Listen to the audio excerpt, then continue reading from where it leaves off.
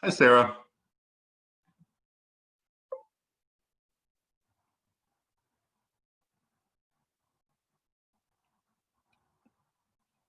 Can you hear me?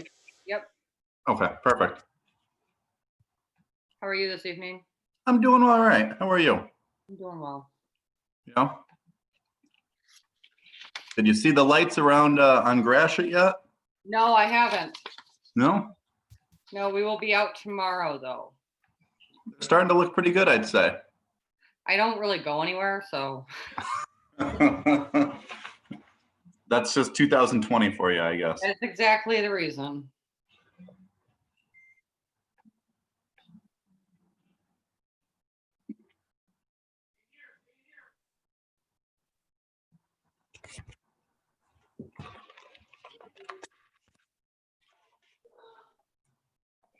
Thought there'd be more people on by now.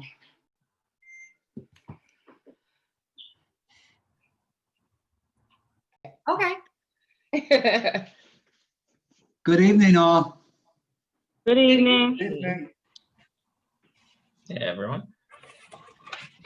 Councilwoman Lucida, I need you to help me since I'm not on Zoom video. I don't know who's controlling it. Probably Mr. DeMonico can let me know who is to speak first or second.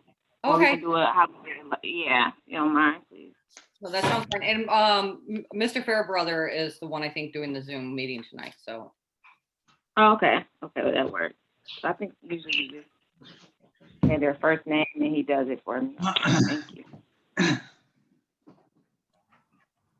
Are you, Madam Mayor, are you just asking for me to say motion by this person, supported by this person? Oh, you know what? No, because usually, sometimes when we do the hearing of the public, people raise their hands and I can't see, or Okay. council members might want to speak and I don't see them when I do the video call. Okay. And so I don't want to bypass anybody. So I was asking Mayor Pro Tem if like a council member wants to speak to go ahead and just go ahead and call their name and let them speak. Gotcha. Perfect. Yeah.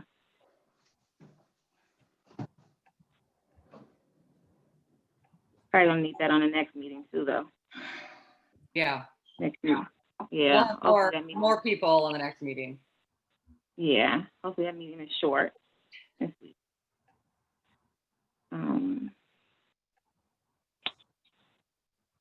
For Councilman Curley. He cannot stand long meetings. Oh, you guys you can't see my goatee. No, I can see it a little bit. I can see it. Yeah. Yeah. Oh, wow. Nice. It's there for sure. Thanks for joining the party with me, Harvey. Thank you. Well, I knew you were lonely up there having hair on your face, so I thought I thought I'd join you. All right, my fellow council, we are going to start the meeting. It's now 6 o'clock. I call to order the Eastpointe City Council special meeting on Tuesday, December 1st, 2020 at 6 p.m. Please call the roll, Mr. Fairbrother. Mayor Owens. Here. Andrew Eastpointe, City. Michigan.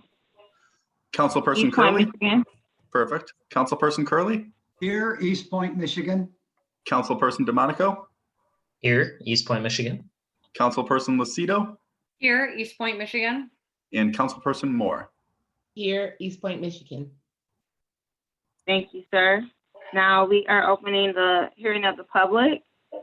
You have 3 minutes to talk about your concerns or opinions or ideas. Right now, we have 3 minutes. Do we have anyone for the hearing of the public? All right, Madam Mayor, we're going to give it a couple of minutes or a couple of seconds. Currently, there's no one with their hand raised, but let me just scoot through here. Madam Mayor, don't have too many. I see no one visibly waving their hand in their image box, and I see no blue hands raised, as well as no comments in the chat. So I believe it's now safe to close the floor. Okay, the hearing of the public is now closed. Thank you, Mr. Fairbrother. Now we're going into our presentation of the annual financial report and report of the independent auditors, which is our auditors are Plant Moran. I think is our director, Mr. Blum here. Is he on there? Yes, he is. Yep, I'm here. How you doing, Mr. Blunt? I don't know if we have anybody at the hearing of the public, but I want to just, since you are a financial director, I want you to open it up and what we're looking for, just in case some of the, residents are listening in, and then we can bring the auditors on. That's okay with you. Okay.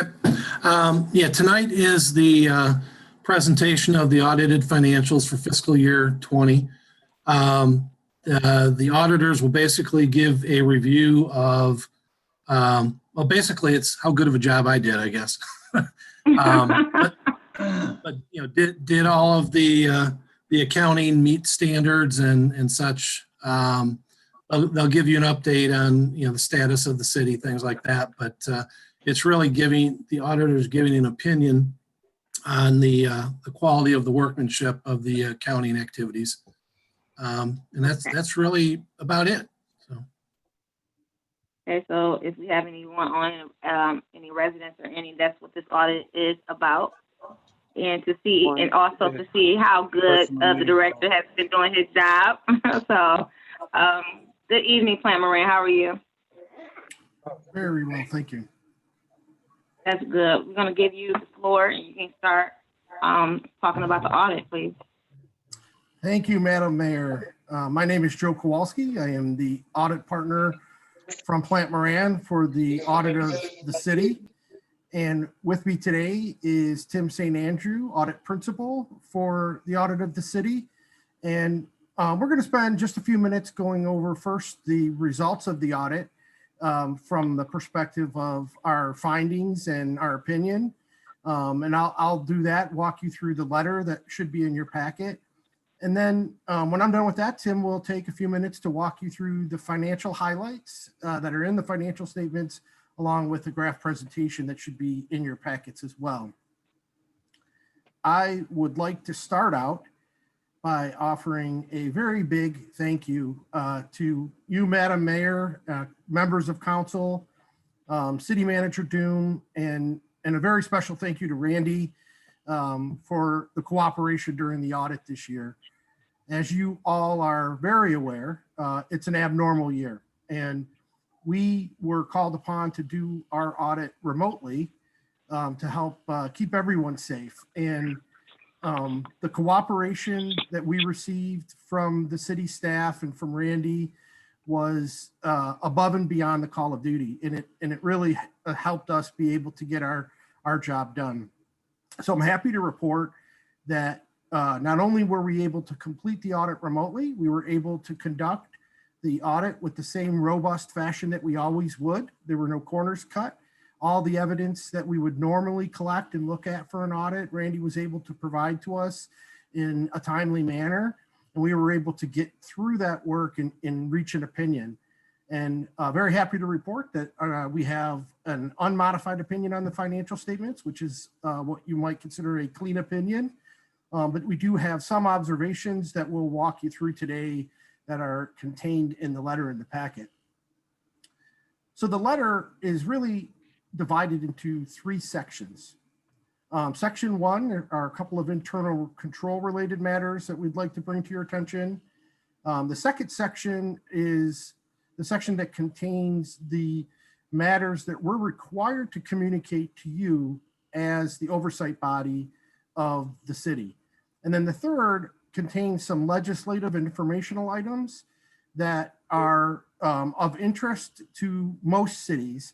And they're not really written to be specifically to the city of Eastpointe, but most of them do apply. And so we think that you'll find it interesting reading. And I'll just walk you through a couple of highlights of those and be happy to answer any questions you have about them. So moving on to section 1 of the letter, just would like to point out that we did communicate with council via letter at the onset of the audit, and we laid out our plan for the audit, and we were able to stick to that plan and conduct all of our work. There are a couple of internal control deficiencies that are on page 3 of the letter. And the first one was one that was really a carryover from the prior year, where we had some staffing issues at the city that caused bank reconciliations to fall behind schedule. And that carried over into the beginning of this fiscal year as well. So we wanted to note that situation still existed during the year. And then the second one is really related to a segregation of duties observation. We did note during the audit that there's a single individual who has the ability to add employees to the payroll system as well as edit employee banking information. And we do believe that those functions should be handled by separate individuals. That concludes the comments on internal control. So I'll move to page 4 of the letter, which begins the section that has some of our required standard communications. I'm going to just go right down to this portion that's called significant audit findings, about halfway down the page. And this is where we are evaluating the qualitative aspects of accounting practices. In our opinion, the quality of the accounting policies and practices chosen by the city are high and of a high quality. There were no new accounting policies adopted during the year. And I'll talk about that again in a minute, because the standard setting body did give us all a little bit of relief on that because it was a COVID year. There were no unusual transactions entered into the city that lacked accounting guidance. So luckily we were able to have routine accounting guidance applied. And then at the bottom of that page 4 is a section where we talk a little bit about the estimates that are contained in the financial statements. And the estimates are, by some measure, some of the more difficult things for Randy to have to deal with during the year, because they are particularly sensitive because of assumptions that go into those estimates. And so we do like to at least highlight those to you so that as you're going through the financial statements, you know what to look out for.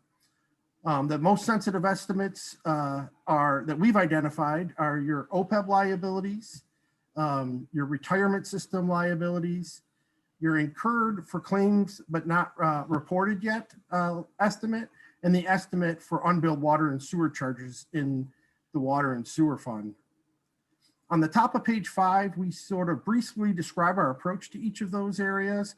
We do audit those estimates. We do evaluate management's method of determining the estimates and the assumptions that go in. And we did find that all to be reasonable, and we did not take any exception to them. We had no difficulties encountered in performing the audit. In fact, as I already stated, we had full cooperation, and we had no disagreement with management on any matter whatsoever, including accounting matters.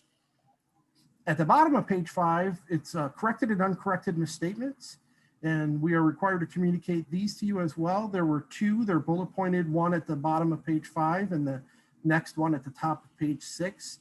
These are amounts that were not recorded in accordance with the accounting guidance. However, that was a conscious decision by management because of the immateriality of the amounts, and we agreed with not recording them, but we are required to let you know about them. Couple of other required communications on the bottom of that page. Just required to let you know that we do also receive a letter of representation from management. And what that is basically a letter from management to us, just reassuring us that they've answered all of our questions truthfully and provided us everything that we've asked for. There was no consultation with other auditors, and we basically call that like opinion shopping. So there was nothing to put pressure on us to render a clean opinion. We reached that conclusion on our own. There is some other information in your financial statements that we don't put an opinion on. There's required supplementary information, and there's other supplemental information which are labeled in the table of contents. And just want to let you know that even though we don't directly issue an opinion on those information that's in your financial statements, we are required according to standards to read that information for consistency with the rest of the work that we did and the things that we learned while we were doing the audit. And we found that that information was not inconsistent, or it was consistent, I should say, with the rest of the work that we did. So that takes us to section 3 of the letter, which again, this is just some legislative and informational items. So there's really, I think, just 3 areas I want to highlight to you really quickly. The first would be our COVID-19 Resource Center. We have been tracking very closely the impact of legislation and administrative orders and how that would affect finance and accounting. And so we've created a portal for our clients to be able to go and ask questions. And so if there's anything that comes up that you would like a little bit of guidance on, you're free to follow the links in this document. A little bit further down that page, just a reminder about cybersecurity and information technology controls. We didn't specifically find any problems with the city's information technology. That's not why that's in here. This is more of a general reminder that especially during remote operation, there's elevated risk, and across the information technology industry, there has been a greater number of reports of breaches. And so it is something for you to be thinking about and talking about as an oversight body. So now I'm going to ask for you to flip all the way down to page 12, which is the upcoming accounting pronouncements. And so there's a big GASB 95 with a lot of bullet points about all the other GASBs. And so this is the gift that the standard setter GASB gave to us this year, because they knew that all of the state and local governments were going to have their hands full with the response to the pandemic. They delayed the implementation of a number of other accounting standards by issuing GASB 95. We recommended to our clients that they avail themselves of that opportunity, and the city did so. So there was delay in implementing some new standards, and those standards would be implemented. By and large, many of them would be implemented next year, with a couple 18 months out. And so Randy has started to evaluate the impact of these already, but that is an ongoing process, and we're helping him with that. So I won't go through each one of the upcoming standards, but if there's any questions or things you wanted to talk about in those, happy to do that. But if there's no questions on the letter, I'll turn it over to Tim, and he can walk you through some of the financial highlights. Great, thank you, Joe. So I assume everybody has a copy of the financial statements. As I go through the similar prior years, I'll go through some of the highlights. I'll refer to the page numbers. Certainly. Before you start, can you hear me? I'm sorry. Yes, I can. I don't know, it was automatically muted for some reason. But does council have any questions on that letter before we start going more into the audit? Not yet. Okay, sounds good. Please continue. Thank you. Okay, thank you. So I don't know what the protocol is, but if you have questions as we go through, I'm fine with you just asking them as we go through. But I figured what we do is go through the financial statements, again, cover any questions that you have, and then we do have a short graph presentation that we can quickly cover that really just touches more on the trend analysis of some of the highlights that I'll discuss. So I'm going to direct you to page 10. And this is our statement of net position. So this would be on the full accrual basis of accounting. So this isn't the method of accounting that you budget under. This would include all of the long-term items like your capital assets, your long-term debt, your net pension, your net retiree healthcare liabilities, things of that nature. What I want to do on this page is just direct you to the very bottom in that second column there, that's headed governmental activities. And you'll see that there is a total net deficit of $30 million. And then if you move up, we have various categories of net position, but you'll see an unrestricted deficit of $61.8 million. So a pretty large deficit on the full accrual basis. And if you can keep moving up towards the bottom of the liability section, you'll see 2 rows, one being net pension liability, the other being net OPEB liability.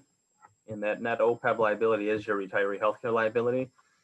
And within that column there, you'll see that the city's recorded almost a $70 million liability for those two items.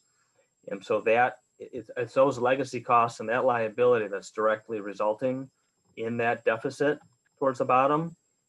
So I want to point that out because those are large deficits, but those are directly related to the pension and healthcare.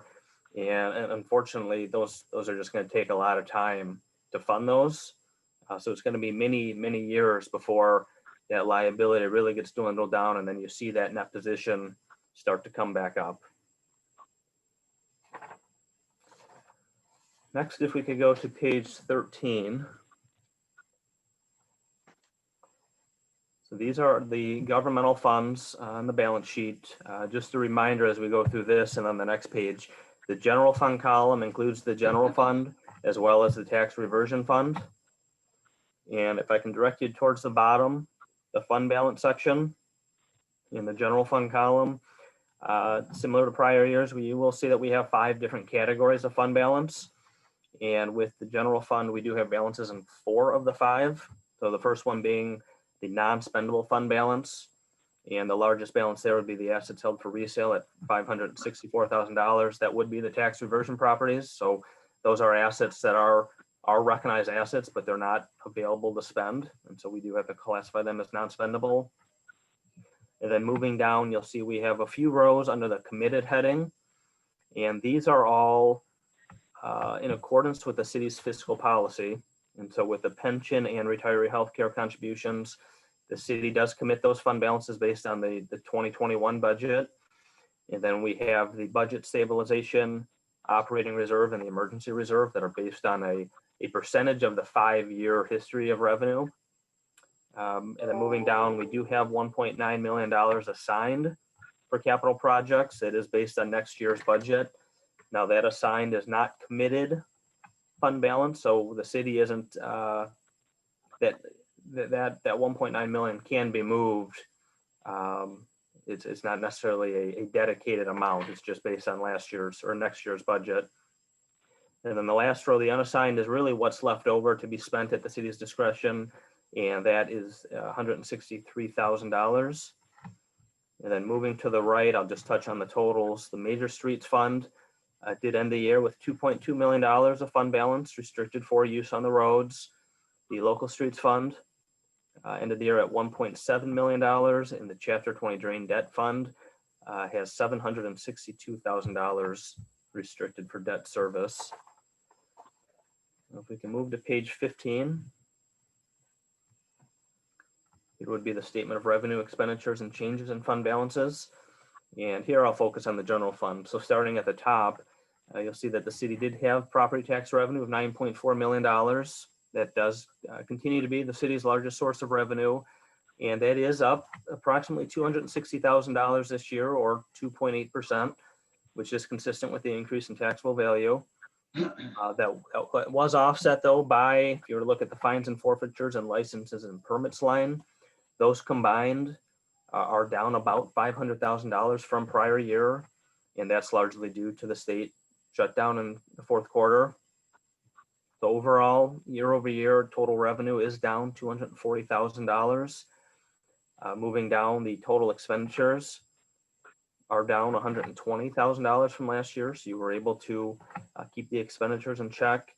And the net change in fund balance is $274,000 use of fund balance. And again, in a second, I'll direct you to the budget page.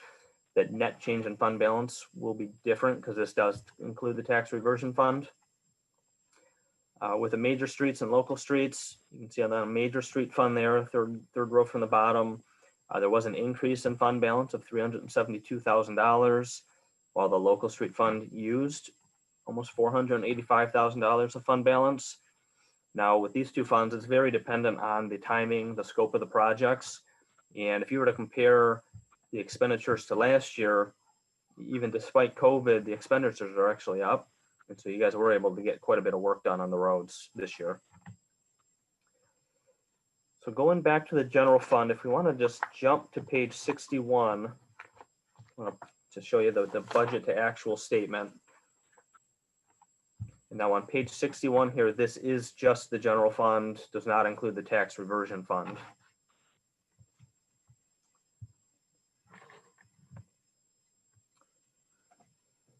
So about halfway down the page, you'll see a total revenue line. You can see that compared to amended budget, total revenue for the year is just shy of $800,000 short of amended budget. And as you work your way down, fifth row from the bottom, you'll see the total expenditures though are just over $2 million short of that amended budget. And that's largely due to open positions and delayed expenses, delayed projects, many of which were COVID related. So net change in fund balance for just the general fund was a use of about $50,000. And as you can see, that is better than budget, which was planned use of $1.3 million.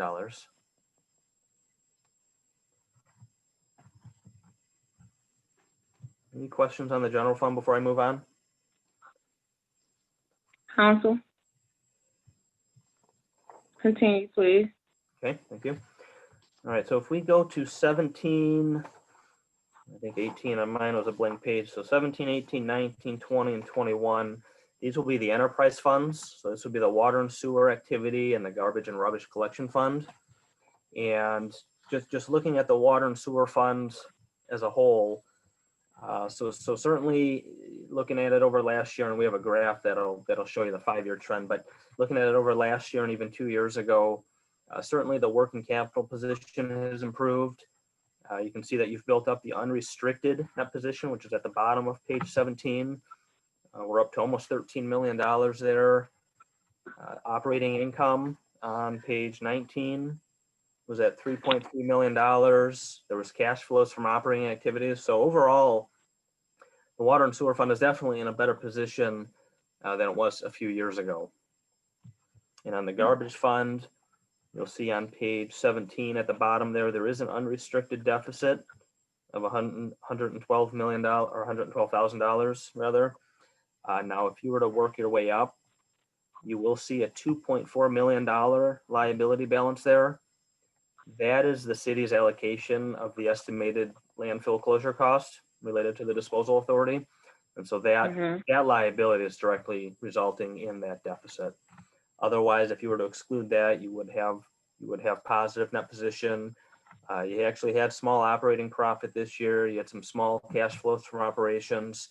And with a fund like this, that's typically what you would see.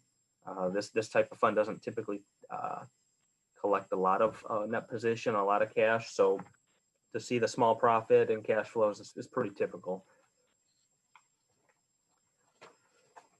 If you want to go to page 22 and 23, this would be our retiree health care and our death benefit fund. And on page 22, you can see that we did end the year with assets of $10.2 million, most of which the $9 million that you'll see on the interest and pooled investments line, that's in the MERS retiree healthcare funding vehicle. And on page 23, we have the activity for the year. Unfortunately, we did have a net investment loss this year of $73,000. Moving on down, the contributions from the employer, from the city, was $2.5 million. And that was, if you were to compare it to last year's, that's down about $460,000, but that is based on an actuarial valuation. So the city did contribute based on that valuation, just so happened to be less this year. And the health insurance premiums within the deduction section at $2.5 million was consistent with last year.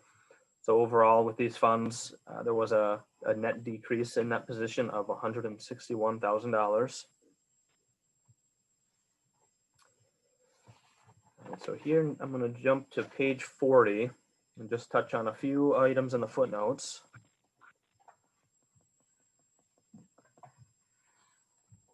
So page 40 and 41, these would be our capital asset footnotes.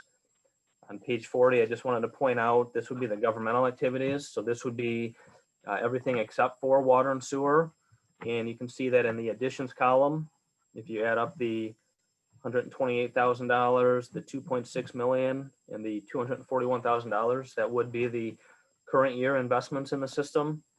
most of which would be the roads. There was some machinery equipment, but in total, that investment was $3.0 million this year.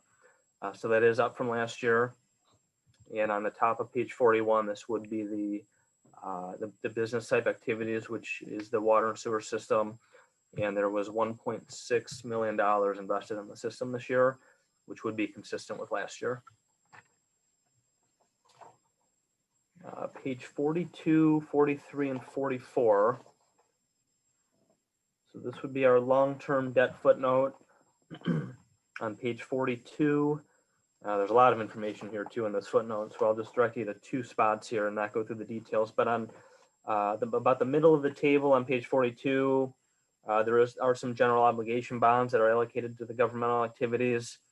No new debt issued this year, but the $205,000 was paid on that debt. That was a scheduled payment. And then on page 44, about the fifth or sixth row from the bottom, you'll see the line is titled Total Direct Borrowings and Direct Placements, Principal Outstanding. In the additions column, you'll see that there was $1.2 million of debt issued. This was actually a refunding that was done by the drainage district. And so as part of that, the old debt was removed, the new refunded debt was put on. So there was 1.2 added, and then the $2.2 million reduction of debt would include the scheduled payments made by the city as well as the old debt that was refunded. And so net in the business type activities, there was a net reduction of about $1 million in debt. All right, page 49. So this is our pension plan footnote. A couple things that I'd like to point out here. The table in the middle of the page, we go to the bottom of the table. So on the very first page that I went through, we saw that there was a net pension liability of $43.8 million. And so this is how that liability is calculated. So there's a total pension liability of $89.4 million, which is calculated by the actuary. The city has $45.5 million set aside for that liability, which brings it to the net pension liability of $43 million. The system is 51% funded as of year end. And if we go to page 51. I'm sorry, sir, 51%. Isn't it supposed to be like in the 60s to be at a good percentage? 51 would be on the lower end, certainly. What's a good percentage to be funded? So, well, 100 is the perfect percentage to be funded, but we're still seeing some systems that are in the 60s, but many are in the 75 to 80% range right now.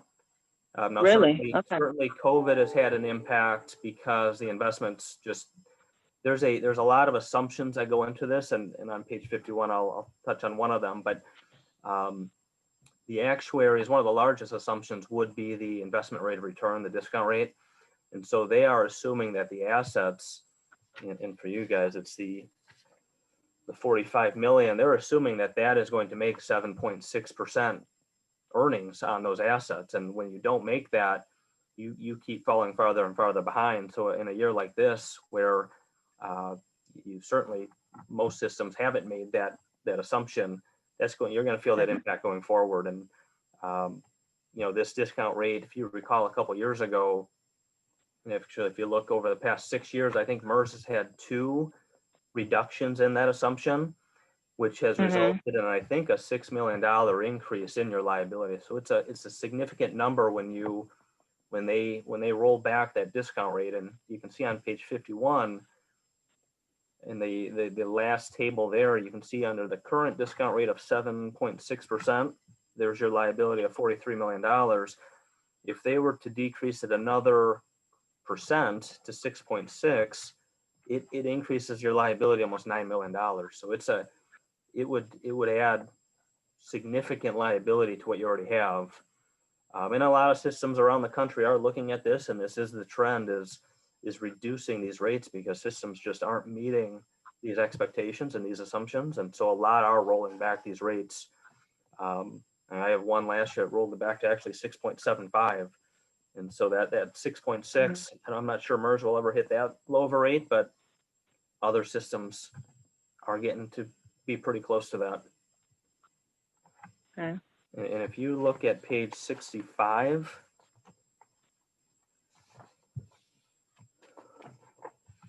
so page 65, this is our 10-year history of pension system contributions. And you can see back in 2011, the city's annual contribution was $2.7 million, and gradually that has gone up to 4.5 million this year. And that is cash out the door, paid into the system. And if you were to look at MERS's valuation for 19, they give you a 6-year projection of where they think the payments will be. And again, this assumes the new discount rate of 7.6%. There are new demographic assumptions coming out, I believe, with the 2020 valuation, because they've recently done an experience study. There are new tables coming out, and people are living longer.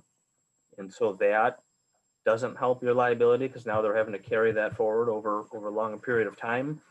And so based on the 6-year projection that MERS had provided you, that contribution will gradually go up to $8.3 million in fiscal year 26. So in 6 years, it's looking to go up another $4 million, and that's an annual contribution. So that's significant.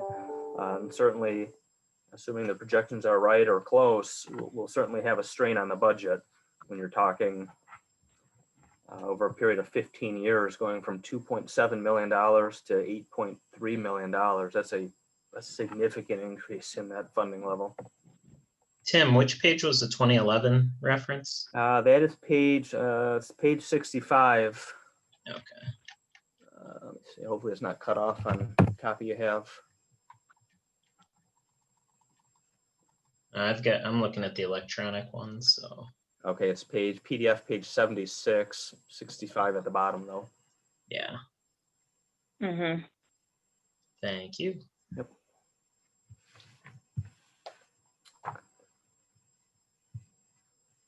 Okay. And then page 53, 54, this would be our retiree healthcare and our death benefit plan. So on page 53, the table, a similar table as our pension, you can see that we had a total OPEB liability of $32 million, and that includes $41 million of actual liability, $9.2 million of assets set aside, get you to the $32 million net liability. That system is 22% funded. And then on the top of the next page, we have the death benefit plan that is much, much smaller, but that is overfunded at this point. That's 175% funded with a net asset of $447,000. And then similar to pension on page 56, we disclose the sensitivity analysis. So at the bottom, we have two tables here. One is if we were to change the discount rate plus or minus 1%. And again, same story. The lower you go with the discount rate, the higher the liability goes. And that discount rate at June 30, 2020 was 6.5% based on the city's target allocation, investment allocation for those funds. And then the bottom table is the healthcare cost trend rate. And so at this point, the actuary assumes 8.25% healthcare cost increases, gradually going down to 4.5%. Now, if those rates come in lower than projected, you'll see your liability go down. If they go up, your liability goes up. So that along with the discount rate is just a huge assumption that each year they evaluate it. And if 1 year comes in better or worse than what was projected, they run that through next year's valuation as an experience difference. So it is common to see those every year. So that's really all I wanted to cover within the financial statements. Again, if you had any questions on any specific items, any specific pages, we'd be happy to address them.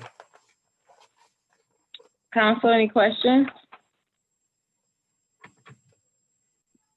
If we do have questions, I know we have the information to, if someone want, I know we have a new council member Ms. Moore. So this is her first audit with us. So Ms. Moore, I know when I first began council, I actually went to Plant Moran downtown Detroit, and I sat for 2 hours with them. So not saying we can do that right now, but if you want to, if all of you want to have a one-on-one with them, that's an option as well. So thank you so much.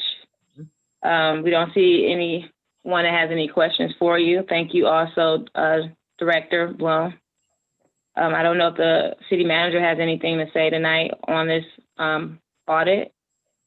I'd No, like I to don't, jump in Madam here Mayor. for just a second. Okay, sounds good. Well, we can go ahead on to mayor and council reports, starting with Councilman DeMonico. Wait, were we finished, or I thought Tim had one more thing? I thought you said he was finished. We have the graphs, but if Okay. they're more for your reference, your resource. So Okay. I'm happy to go through those briefly. If not, we don't have to. I'll leave that up to the group. Okay. Yeah, he said he was done. So yeah, an additional of the graphs. They usually don't do the graphs too. I think they did the graphs last time. Councilman, you're right. I think they did the graphs, but that was up to council. So if council wants to go by the graphs, it's up to you all.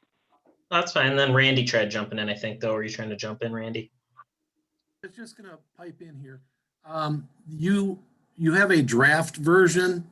The reason it's not final is we had some issues with IT getting some responses in early enough to make this final. So what will happen on the next meeting is there will be a final audit given to council, and then you'll just receive and file it at the next meeting. But our IT guy was new to this audit stuff, and he was a little slow on getting information over to the auditors. And so we were a couple days behind on making this a final version for tonight. But it will be there in the next day or two. So. Okay. Well, thank you for what we have. It really helped us. Moving forward to the graphs, does anybody want the Plant Moran to go over the graphs tonight, or you want to continue moving forward? Madam Mayor, I'm fine with moving forward. Okay, yes, ma'am. Well, let's go ahead, move forward with mayor and council reports. Thank you again, Plant Moran, for coming and all the hard work as well as the director of our finance department, Mr. Blum. Councilman DeMonico. Sure. Thanks, Mayor. Thanks, Joe and Tim, for coming out. Appreciate you running through this. Interesting doing it through Zoom, of course. I did have one question, though. If my report could just be one question for Mr. Blum. Back at the beginning of the presentation here, and I wasn't going to ask it then because it was for you. In the internal controls, during our testing of cash, the bank reconciliations were not performed in a timely manner. Definitely a familiar item to us. I think it's been on at least 5 of these in a row. And I believe we had hired a deputy treasurer to help with the workload. How are we still in this position? I thought we had caught up at one point even, and now we're not caught up again. I don't quite understand. We had brought in the Woodhill group to get a better process in place. It took them until July of 2019 to get that in place. The accountant that we had never really caught on. She eventually was left employment in October, and our deputy finance director did get us caught up, but it took till March to actually get caught up on everything. So for the fiscal year, part of the fiscal year, we were behind, but going forward, we are caught up, and we will not have this audit comment next year. But it's just because part of the year we had an issue that it had to still be noted again. So this note isn't as of June 30. It's for the 12 months of the fiscal year. So because some of the months were considered delinquent, the note had to be there. It didn't matter if it was just July or if it was 11 months. That note was going to be there for this fiscal year. All right. Well, I'll remember that for next audit next year then. If it's there next year, I got a problem. All right. That was really all though, Mayor. I don't have any comments for this meeting other than just thanking Plant Moran for coming out. Appreciate you doing this over Zoom. Okay, Thank you. thank you, sir. Councilman Curley, Thank you, have Mayor. anything? Yeah, thank you, thank you. I just, Tim, Joe, thank you so much. I have a long history working with Plant Moran, so I know your expertise and we appreciate you coming out on a cold night. And I'm always amazed that people can set them through all those figures. I still have to use my toes if I want to go up to 10. So thank you for being here tonight and a good report. Thank you. Thank you, sir. Councilwoman Moore? I actually raised my hand and I guess it wasn't seen, but I don't actually have the report, so I kind of followed, just listen. So I can go and get a copy for my own usage tomorrow from City Hall. Yeah.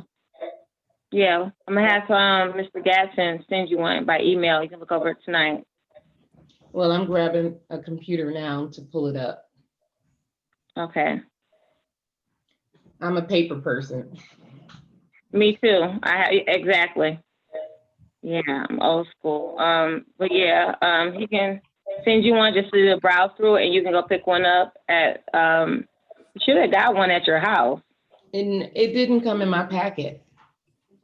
That's interesting. Okay, I don't know what happened with that. You should have gotten one, but you should have one tomorrow. Ms. Doom, can you make sure she has one up there tomorrow? I certainly will. I will be Okay. up there at before 9 in the morning. Okay. Okay, they live in your mailbox. And again, thank you for following along, because they do it so thoroughly. You actually can follow along without actually seeing the numbers, but the numbers, actually seeing them is very important. But if you need to contact them one-on-one, they'll go through it with you again if you need to be. Then we have our finance director too that can guide you with some of the things that they just went through as well. Okay, thank you. You're welcome. Then we have our Mayor Pro Tem, Ms. Lucido. Thank you, Madam Mayor. Yeah, I didn't receive a hard copy either. I only received the copy that was on my email. So I'm with Ms. Okay. Moore. She didn't get one. But I just want to thank Plant Moran this evening for coming out, and you always do a fantastic job with our audits. We appreciate everything that you do. And thank you to administration that, works with Plant Moran to make this whole process go smoothly, because I know that it takes a lot of your time also. And the only other question I had, Mr. DeMonico already had asked, and that was about the reoccurring bank reconciliations, but Mr. Plum already answered, so that's all I have this evening. Okay, thank you. I don't have anything tonight because I want to go right into in a couple minutes to our regular meeting. But again, thank you, Plant Moran, our auditors, for all your hard work. And we usually do get a hard copy of our audit. I happen to print mine out, so but usually we have our own, handout. So we're gonna have to start working on that. But I just want to go ahead and get a motion for adjournment. So moved. Support. Moved and supported. Please call the roll. Councilperson Curley, Here, yes. Councilperson Lucido, Yes. Mayor Owens, Yes. Councilperson DeMonico, I'm here too, Harvey. Yes. and Councilperson Moore. Yes. Thank you. Meeting adjourned. Please stand by for our 7 o'clock meeting. All right, we're back at 7, Madam Mayor. Yes, sir. We're back at 7. Okay, see you then. Okay, see you. Thank you. All right, good night.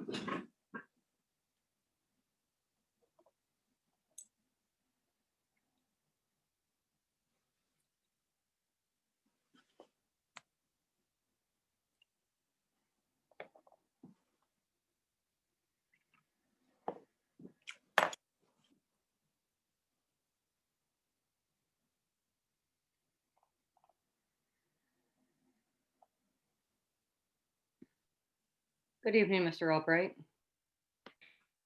Good evening, Sarah. How was the audit presentation? Just as exciting as always. No, well, Okay, good, good. they always do a good job. They go through it very smoothly and quickly, so I appreciate that. They do. Yeah, I don't think this, looking at just the regular meeting this evening, it doesn't look that long. No, that's another good thing. Shoot, I have mine.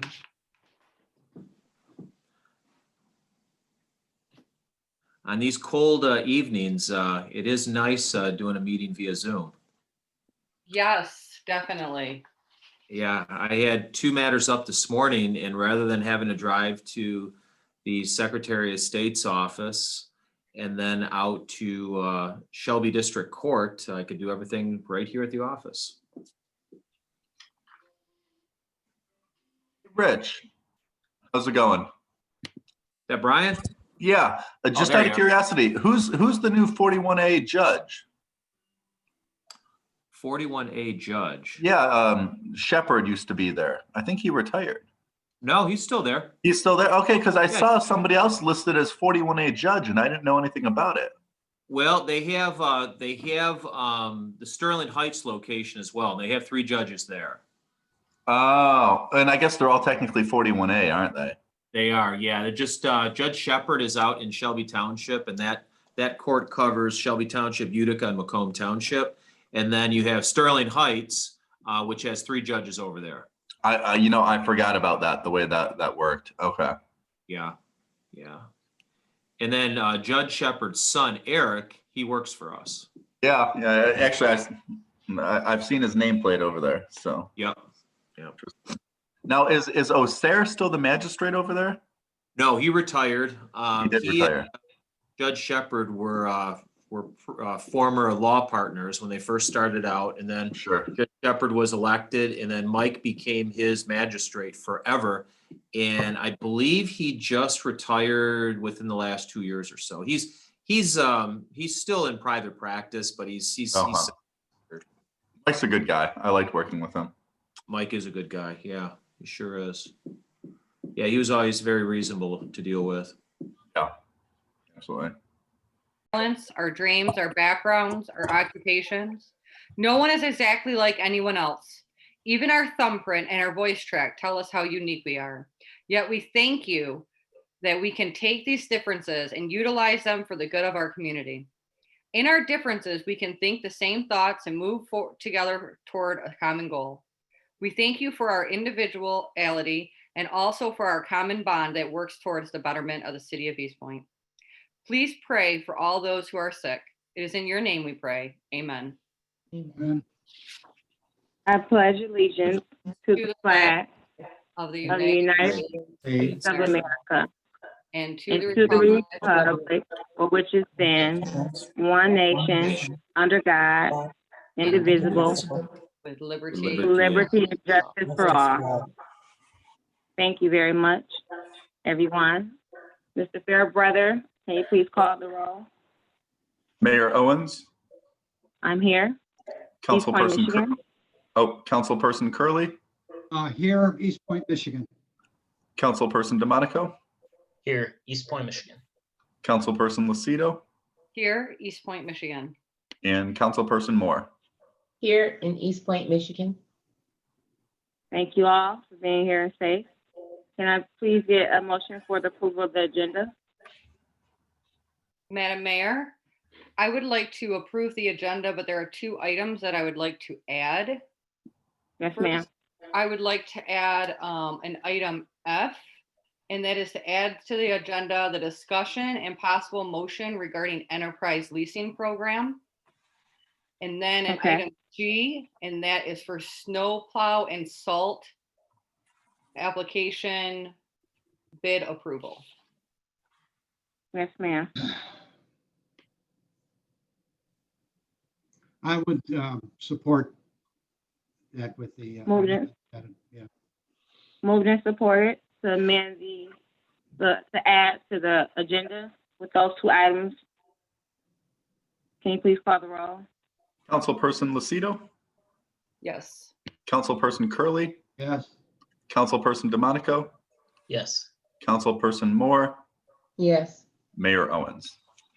Yes, thank you. Now we are opening it up to the first part of the hearing of the public. We always do two, one in the beginning and one at the end. Each resident and or visitor gets three minutes to speak on an opinion, idea, or anything they would like to talk about at this time. Please be respectful to all of council and mayor, and as well as the people that are listening. Mr. Fairbrother, can you please open it up for people to raise their hand or speak openly? Yes, Madam Mayor. If any citizens would like to speak, if you could digitally raise your blue hand, or if you just want to wave into your camera, as well as you have the option to type into the Zoom group chat box. I'm going to give it 30 seconds here today.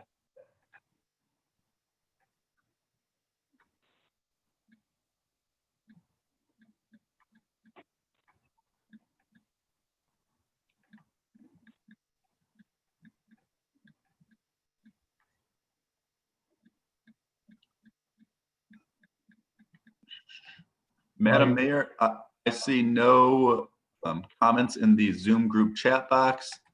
I see no blue digital hands raised, and I also am scrolling through all of the images of individuals, and I see no one who looks like they're making some type of gesture wanting to comment. So, I'm sorry. We have Dion Jackson. Dion, the floor is yours. Yeah, I'm inquiring. I'm on Supreme Cuts, D&G on Kelly Road, the barbershop. Yes, And, how are you doing? Good evening, sir. Please state your name and your residency, please. My name is Dion Jackson Hardrick. I'm on Supreme Cuts by D&G on Kelly Road, the barbershop. Okay, good evening. How you doing? I'm calling to inquire about the letter we received about removing the string lights that we have around our windows. Is this the time and place to talk about that? It is a time and place to make a comment, but we don't talk about it during the hearing of the public. We give you a response at the end of the meeting. Okay, well, my question is, I can't understand why we have to remove them because we spend so much money and it lights up the area. And if we do have to remove them, what can we use alternate to light up the outside because it's so dark and it's for our safety?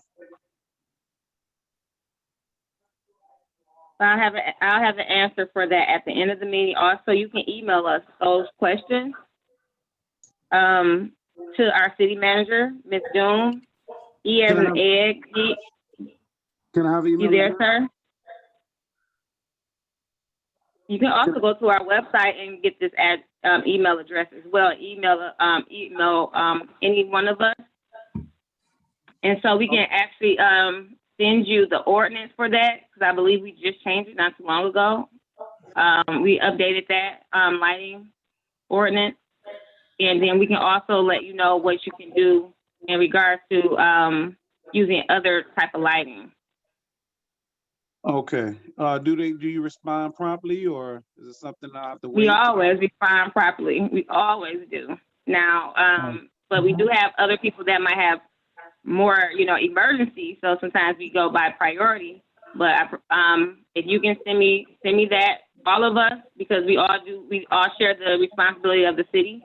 So if you send it to the city manager or one of us, we always make anything priority. But sometimes it might be something more emergency that we might respond to before the light. But we'll respond by the end of this week. Okay. I'll still try to hang on to the end of this meeting. Okay. Okay, I appreciate that, sir. All right, thank you. Thank you for tuning in. Yes, sir. You have anybody else? Madam Mayor, I see no comments in the Zoom group chat box. I see no blue digital hands raised, and I do not see anyone else waving their hand in their image box. So I believe it's now safe to close the field or the floor. Okay, the first hearing of the public is closed. We are not at reports from administration, but Ms. Doom, since we're almost there, hopefully we get an answer to that man's question too during the reports part. or you can give him your email and respond. Okay. So we have, thank you, ma'am. So let's go ahead on moving it right along to approval of minutes for our regular meeting minutes for November 17, 2020. Madam Mayor, Yes, sir. I would move that we approve the minutes of the regular meeting of November 17th, 2020. Support. Moved and supported. Please call the roll. Councilperson Curley, Yes. Councilperson Lucido, Yes. Councilperson Moore, Yes. Councilperson DeMonico, Yes. Mayor Owens. Yes, thank you. We have no scheduled hearings tonight, and we have no unfinished business tonight, which is good. I mean, we do what we have to do as a city. We're going right along to reports from administration, starting with our city manager, Ms. Doom. Good evening. All right. Thank you. Good evening, Mayor. To the gentleman who just spoke, is your last name Jackson or does it continue? Because it stops at Jackson. Oh, you're on mute, sir. Now, I know you can hear me, but I can't hear you. Okay, how about now? Okay, now I hear you. All right, yeah, it's Deanne Jackson Hardrick, but you can say Jackson is fine. Okay, very good. So what you are welcome to do, as the mayor was saying, was to send me an email with the address of your business. Okay, And so that I can reach out to the proper departments, we'll get you the answers you need. And you can reach me at ELKE, D as in dog, OOM as in Monique, at Eastpointe City. No, wait a minute. Is it eastpointecity.org? It is. Thank you. I don't email myself. okay. Can I repeat? And as the mayor said, you can also just go straight to our website and it'll have our email addresses on there, or feel free to call the general number and ask for the city manager's office. I don't have nothing. Okay, can I repeat? I got ELKEDOOM at eastpointecity.org. That's correct. All right, are you Mrs. Doom? I am. Okay, okay, Ms. Doom, Yes. are you sure your email isn't edoom? I thought it was E-Doom too. Oh, what am I putting my whole name in there? Sorry, that's my personal one. Yes, it's eDoom. It's not that hard. okay, so just Take away my eDoom? first name, just eDoom. Thank you, Sarah. I appreciate that. Okay. No problem. I have a couple of emails. They all start with my name. They Right, all I end with understand. different things. So you know how that goes. Okay, Well, so thank you, sir. Go ahead, Ms. Doom. yeah, I'll go on into my report. Last week was a short week for our employees. You know, it's Thanksgiving, and a lot of people took advantage of taking a little quiet time for their families. But I do want to remind people that COVID is still on the rise. We're taking every precaution at work. We have thermometers. People are wearing their masks throughout the day, sanitizing. We appreciate people who come in with their masks, and we even appreciate people just as much or sometimes more who use the drop box. And I just want people to be aware that there's alternative methods on how to reach us, how to make your payments, that you don't have to come into the building, but we are here for you. The last thing we want to do is have to close down again. We were shut for 2 weeks because we had an outbreak throughout City Hall. We had a number of people who had COVID. And so we're doing everything we can to make sure we do not have another outbreak. I want to encourage the folks who watch this meeting to please come to our website and take a look at the City of Eastpointe's Facebook page. We have a new information specialist who is on top of things 7 days a week. When we send information, it is posted, and we want people to know that if we have a snowstorm coming in, if we have a water main break, we'd like to have people, instead of wondering why their water's turned off or why it's cloudy, to know to go to Facebook and know to go to our website. And we'll tell people where the water main break is, when we anticipate it to be repaired.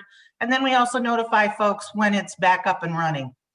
So we encourage everyone to please, start making a habit out of coming to our website, coming to our Facebook page, we will share as much information as we can for the community in the most timely and updated fashion, so it's really pertinent to all of our residents. And that's our goal for this year, is to really step up and be that information leader that people can turn to know what's happening in their city. So I just want to encourage people to please take a look at our Facebook page, go ahead and share it, comment on it. We monitor it every day, and we will respond to comments, questions through our eastpointecity.org page.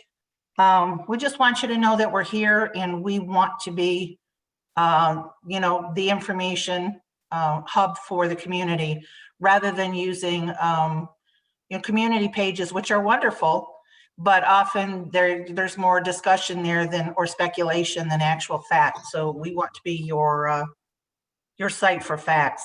So that's all I have for tonight. Thank you. Any of council have any questions or concerns for our city manager? I had a question. Are we still doing, I know we're not doing anything for any events this year due to COVID. Are we still doing the ice sculptures for our downtown area? I have spoken with our economic development manager on the ice sculptures to identify where a good placement for that would be in the DDA. Okay. So I'll have her reach out I'm sorry. Yes, ma'am. I'm sorry. Where are we putting our Christmas tree at? I know we do it right by, I know we decorated. I know I want it to be seen because I want the decorations to be different. Due to COVID, we can't come together, but it can still have a nice feeling of, Christmas in the city by where we put certain things at. So, well, we do have the tree up in City Hall, and it's beautifully decorated, and the community, our city buildings are pretty lit in a positive way. So you'll find, Mayor, if you're able to come on out at the evening, you'll find that we've purchased additional lights to really create a festive, look for the community in our all around City Hall and our other buildings. And if anyone's been past the fire station, it's pretty bright, and people are really commenting about how pleased they are with that look. So, you did mention your tree. So help me out, Mayor, because I wasn't here last. I'm not sure which tree we're talking about. I wanted to see a tree outside for the community to see it. I don't see too many people going into City Hall buildings to see a Christmas tree. Okay. I thought, we could have did something like outside, even if it's, I know we can't do too much in the median, but even if it was outside of City Hall, if people, want to walk past it out while they were outside. Right. On stage or somewhere around there, something nice, people want to take a stroll. Even if we did the Christmas tree out there and the ice sculptures by City Hall or something, just, bring some type of nice warm feeling in the city, where people can feel safe and outside, or, some outside. I've seen the fire, the fire station and the police station. That's really nice, But, I just want to bring some type of, Christmas spirit in the Eastpointe, or more outside because people can't go inside. That's about it. Absolutely understood. Thank you. Going forward, we're going to go to our Director of Finance, Mr. Blum. Good evening again. Council, I think a 45-minute audit presentation is enough numbers for one night. So I don't have anything extra to add unless people have questions. No, sir. I know I do want to have a meeting with you and Ms. Doom about looking at the pension and things like that, how we can save more money and different options. I know we've been dealing with MERS and things like that, but, to probably bring those numbers up, like the audit was talking about, how can we do that and what other options we have, possibly sometime next week. I know you just got done with Thanksgiving, but sometime probably next week, I'll call you all on that. That's about it with that. So thank you again for all your work. And also we have our city attorney, Mr. Albright. Good evening. Good evening, members of council. I hope and trust everyone had a wonderful Thanksgiving. Madam Mayor, I just wanted to touch on, I know the property owner brought up the rope lighting. I just wanted to let everybody know that that ordinance will become effective on January 6th of 2021. There was a 90-day period where it'll then be enforceable after that time. So if there are business owners that do have that type of lighting up, they do have some time to remove them where that ordinance is enforceable. And Madam Mayor, the only other item I had is, of course, our monthly status report that I have circulated to members of the council. I am happy to answer any questions regarding that or any other questions the council may have. Thank you, sir. Council, you have any questions for our attorney, our director, or our city manager? If so, please. Sure. Forever, Yeah, or forever hold your peace. Yes. Mayor, yeah, I had a question for Mr. Blum, actually. Yes, sir. Thank you. And I did have two, but I'll reserve one for later in the agenda for one of the items we added. But the second one, I wanted to ask about this issue I emailed in about the water billing that was from back in May 2019. A resident had reached out and asked about that because apparently this is still ongoing a year and a half later. From what I understand, these checks or money orders or whatnot, money order in this situation were lost by, well, according to our letter, the bank. We're blaming the bank in this letter that I just saw. And this gentleman used a money order to pay his water bill. I don't understand how this is a year and a half later, and then it sounds like his payment was just now reversed.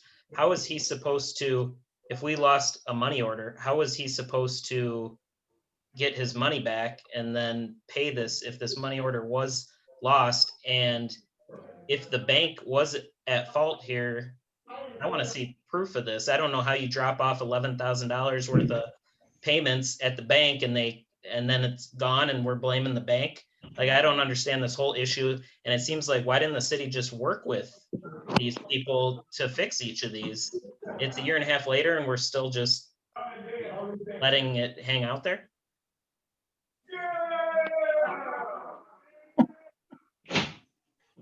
What happened is we made a deposit of, I don't know how much it was, $200,000. There was about $11,000 in a particular batch as part of that deposit that it just disappeared. The bank can't explain it. We've checked all of our files. It's not tucked away anywhere. This was discovered. We sent a letter out in November of 19 to let people know that these payments had not been processed, and asked them to bring in a replacement check. We had about 9,000 of the 11,000 people brought in replacement checks, including people that had done money orders. Now, if they had done a money order, they needed to go back to the place that the money order originated from, whether it was the corner party store or the bank or wherever they got the money order. They would have to go there, indicate that it was lost. It would then be voided and reissued because they could tell that it hadn't been cashed. If there was any fees involved, the city absorbed any replacement fees related to the money orders. There was at least 5 other money orders in that batch that were replaced without any problem. This particular individual got the letter and then did nothing. So we had, and he wasn't the only one. We had, like I said, we had about $2,000 of payments that never were replaced. And we gave them basically 11 months because we just put it back on the water accounts in October. So we gave them almost a year to fix the issue after the initial letter.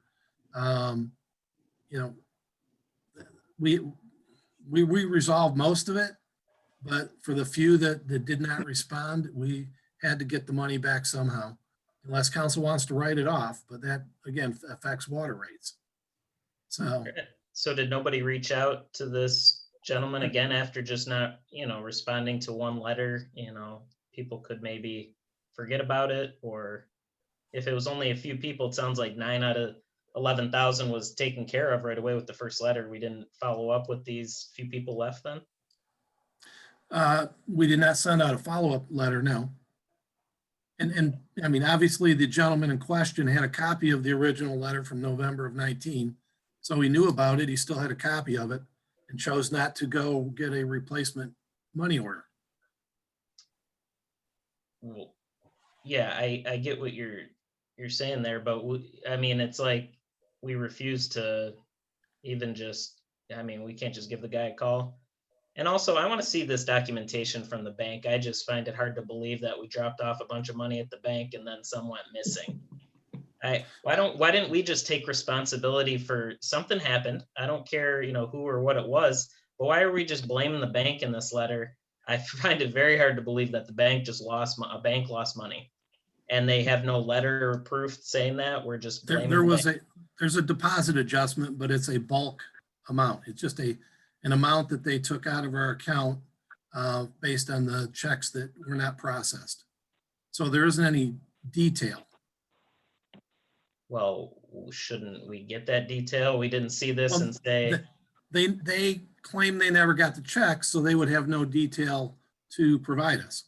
They just know that the deposit was short by the $11,000.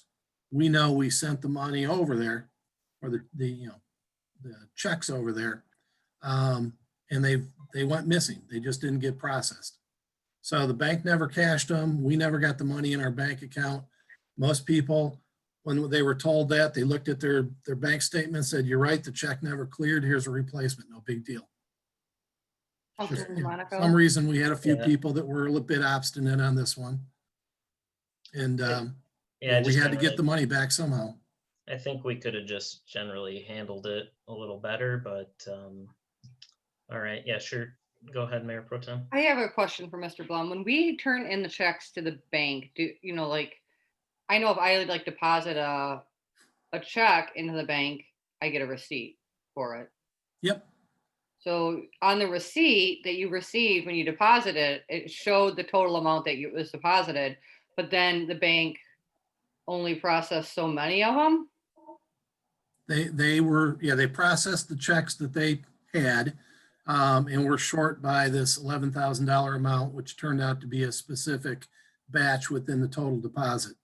But don't they check them when you're? I mean, do you drop them in the overnight drop box? It's a night depository, right?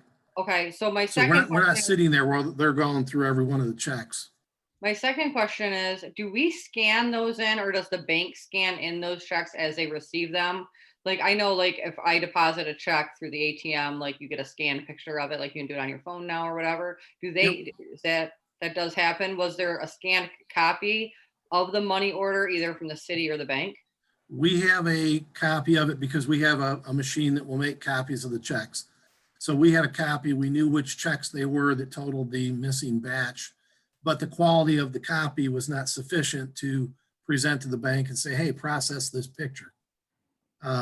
It was more a copy for our records.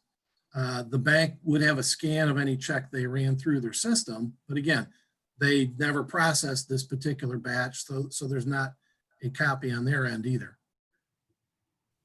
No, I think what Mayor Pro Tem is saying, like, I go to Chase, and they take about 30 checks, up to 30 checks. So I probably put 5 checks in there or something like that.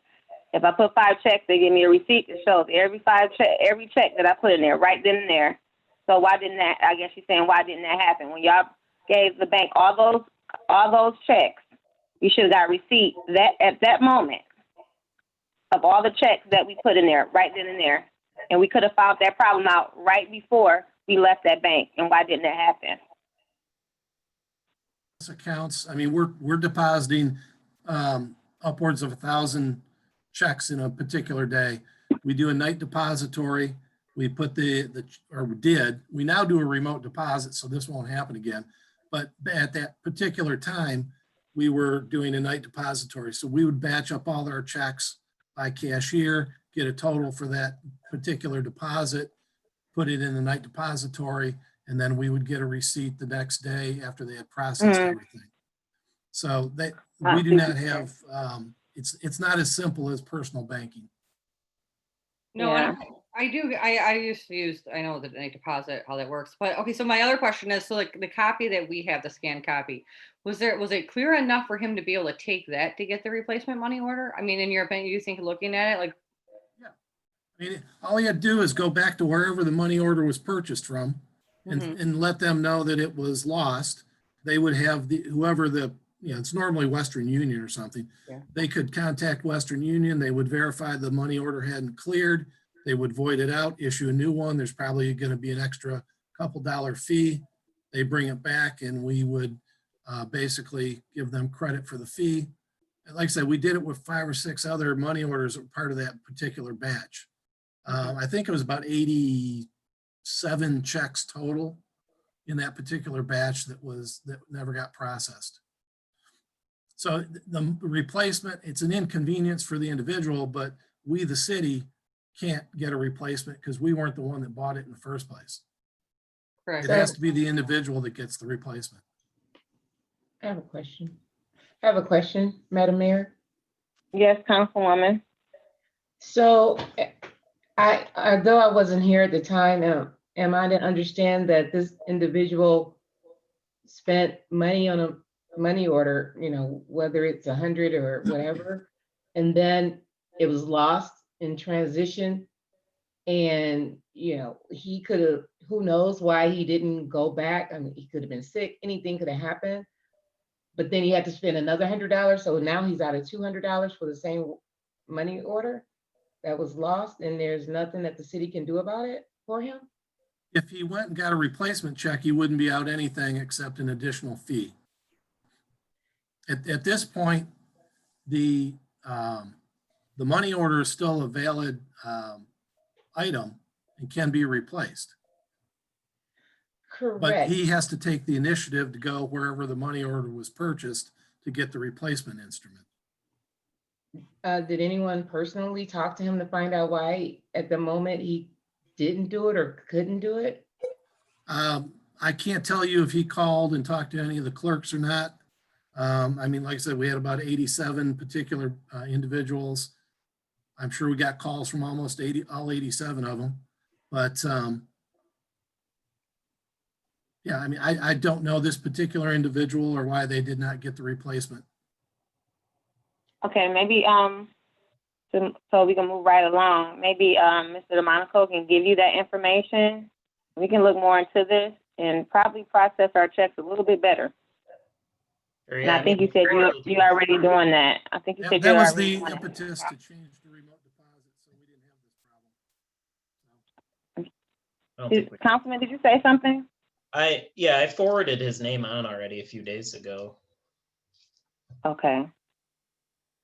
Mr. Blum, hopefully you I get saw the that. name, we know the account. I don't know him personally and I have not spoken to him. Okay. If you get a chance, can you talk to that man? It sounds like it's a much priority. Anytime the city loses $11,000, you need to do something totally differently. And it sounds like you said that you have chosen a new way to deposit our checks, right, Mr. Blum? Hello? I don't think his microphone's working very well, Madam Mayor. Okay. Okay. Well, I think we can move forward on this, unless you guys have any more questions. I know Mr. Monaco said he sent that to Mr. Blum, and hopefully Mr. Blum will look into that by Friday. Madam Mayor, I do have one, I guess, question for Ms. Doom really quick. Yes, ma'am.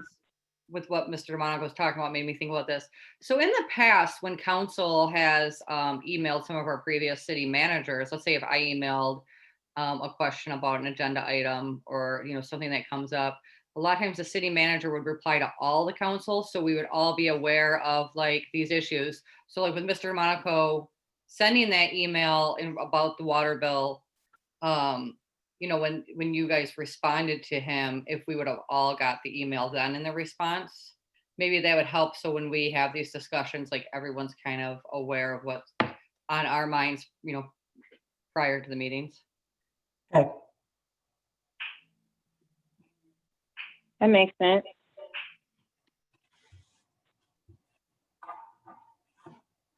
So, Mayor Pro Tem is saying, if we have a question, Ms. Doom, can you forward all the council with the answer? I certainly will. Okay, thank you, ma'am. You're welcome. I think she started to do that anyway, because I think I sent her some things and she comes with me with the answer and sends it to all the council. Any other questions for our administration so we can move right along to new business, council? Okay, good questions and comments, council. Moving right along to new business. Item A, adoption of resolution number 1911, City Council 2021 meeting date. Madam Mayor, I'll motion to adopt resolution number 1911, establishing the 2021 regular meeting schedule for the Eastpointe City Council in accordance with Section 5 of the Michigan Open Meetings Act, Public Act 267 of 1976. Support. Moved and supported. I think Councilman DeMonico got that one. Any questions on this? Well, just one quick comment, Mayor. We usually change our second Tuesday in March because of the Capitol Convention, but I'm thinking since, I think unless we're extremely optimistic here, I think we'll still kind of be in COVID times. We probably could just leave it as is because usually we'd be at the Capitol Conference, but we'd be doing it from home, I guess, at that point, if I'm guessing they're not going to have a giant conference just 3 months from now. Right, it's true. So we can leave it as is, I guess I'm saying. Right. And then, Dora, if it comes up, like we always do, we can just adjust the meeting. Yeah. For those that want to go. I don't think I went. I think you and Mr. Tito went this year. Mm-hmm. So I didn't go this year. So yeah, thank you for bringing that up.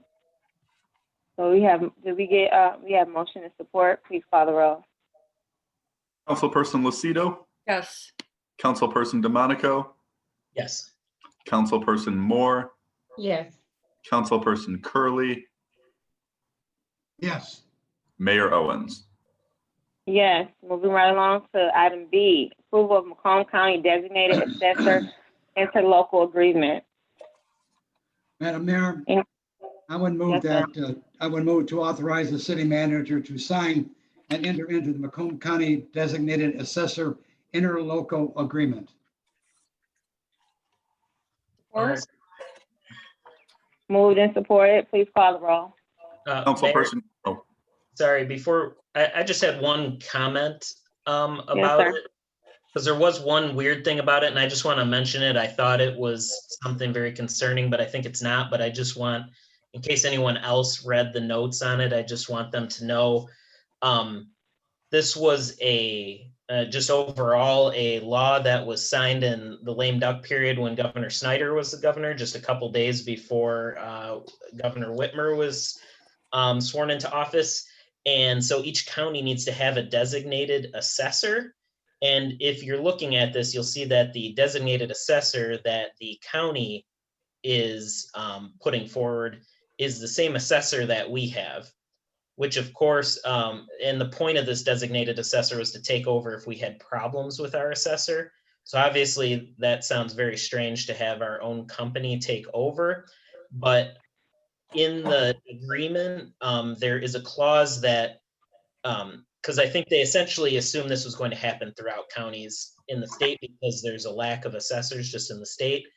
If we got to that situation, we wouldn't be charged. And there's a clause like on page 7 that says, should these events somehow occur with an existing client of assessment administration services who we have at the time of the execution of this agreement, they'd waive all costs associated with this, excluding the cost of a reappraisal, it says, if necessary. But essentially, I just want, if anyone's listening, it sounds kind of strange that it'd be set up like that, but it wouldn't cost the city anything. They work with, I think, like 11 communities in the county, according to what was said at the Board of Commissioners meeting. But that was really it. So I'll be voting yes, but I just wanted to state that before we voted. Wow, Mr. DeMonico, I think you know more than most of us on here with that one. That's awesome work. Yeah, I learned a lot about assessing in the last few days. Okay. Well, we gotta get rid of our assessor. You know who to take his place. All right, you got motion and support. Please call the roll. Councilperson Curley, Yes. Councilperson Lucido, Yes. Mayor Owens, Yes. Councilperson DeMonico, Yes. and Councilperson Moore. Yes. Thank you. Well, thank you for that update, Councilman DeMonico. Item C, approval of Macomb Community Action Community Development Subrecipient Agreement. Any conversation on this, council, or can I get a motion on the floor?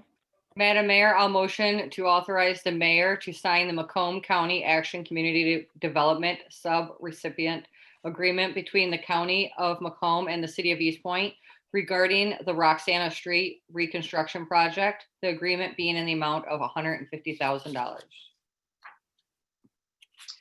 I second. I'll support that. And I just wanted to confirm that it is reconstruction, right? Not resurfacing, I guess was my just one question, It should be reconstruction. right? Especially for that price. I'll assume Ms. Jones? yes, unless anyone says otherwise.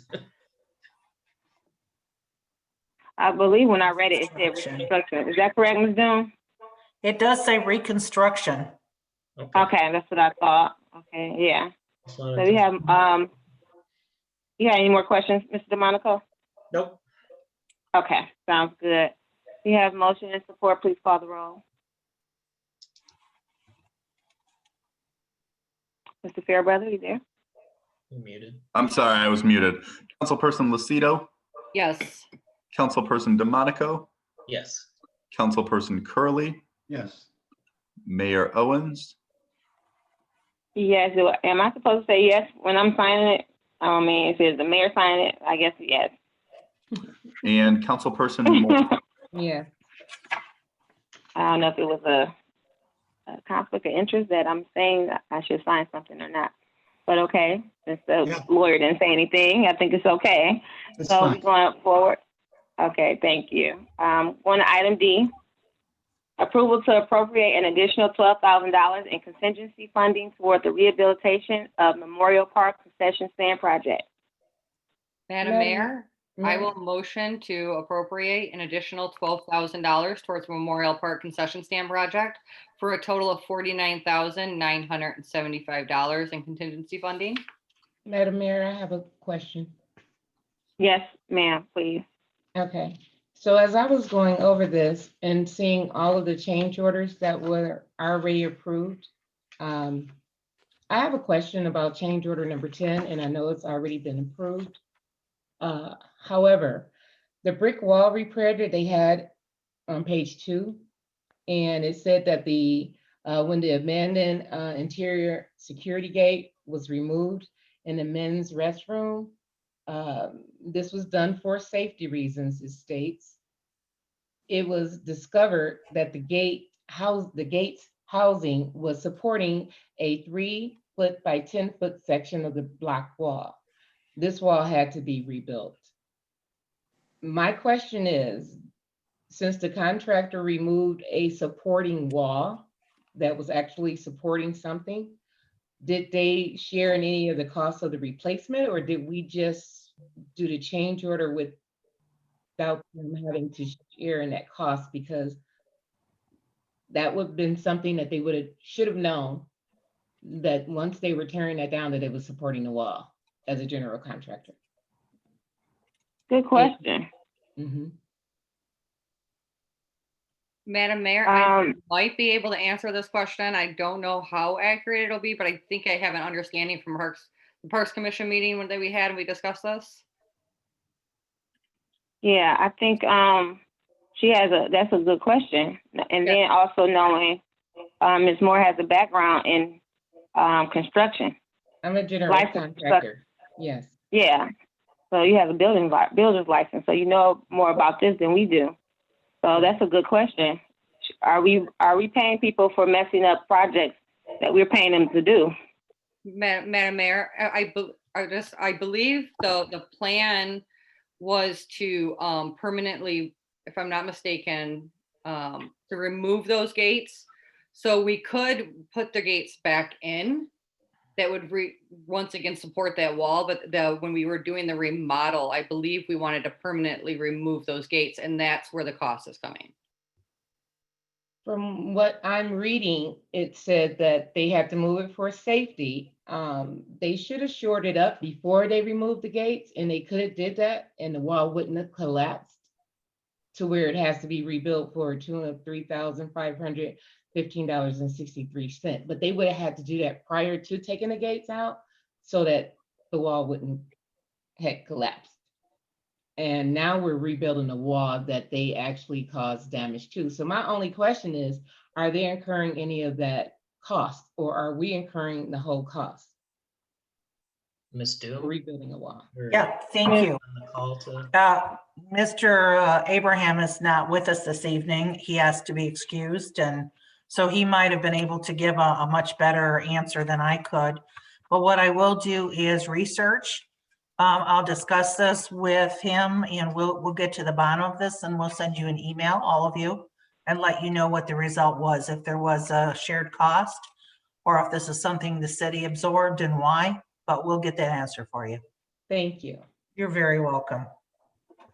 So now knowing this new information by Councilwoman Moore, do you think we should add an additional amount of money to something that we might not have to add money to? Because it seems like we're paying for something we shouldn't be paying for as far as that wall. And we could use that money towards what we adding $12,000 for. If I may speak, Mayor. Yes, ma'am. Speaking with Mr. Abraham earlier today, he has asked for this as a contingency because the project is not completed yet, and he does not want to be in a position that if there are some unknown, say, roofing issues and stabilization issues, that the work doesn't have to stop and we have to come back to you at the next council meeting. If it's not used, it goes right back in, to the fund. It doesn't get used. But he's trying to make sure that this project goes smoothly and any extra costs might be covered. So it's just a contingency. He's hoping that he will not need to use this at all. Okay, I guess I was saying, since we're charging for something that they made a mistake on, we need to use that money instead of adding an additional $12,000, because it sounds like we're paying for contractors' mistakes. But like you said, if we look more into it, I think what Ms. Moore just said, Councilwoman Moore just said, maybe we can get some of that money back, and we won't need that $12,000. So we can. I believe we had. Did we have a? Go ahead. Well, Madam Mayor, if I may. Yes, ma'am. Okay. I do believe that we should add the money to the contingency so that there won't be any work stoppage or any problems with continuing to move on. I just questioned that part. And once we add the 12,000, we may get even more back because of the situation that happened with the wall. But yes, I do believe we should add that. Okay, thank you, ma'am. Mm-hmm. I believe, did we get support on that or no? Did we get a motion on the floor? I made a motion, Madam Mayor. Support. Okay, thank you both. Motion is supported. Please call the roll. Councilperson Lucido, Yes. Councilperson Moore, Yes. Councilperson DeMonico, yes. Councilperson Curley, Yes. Mayor Owens. Yes.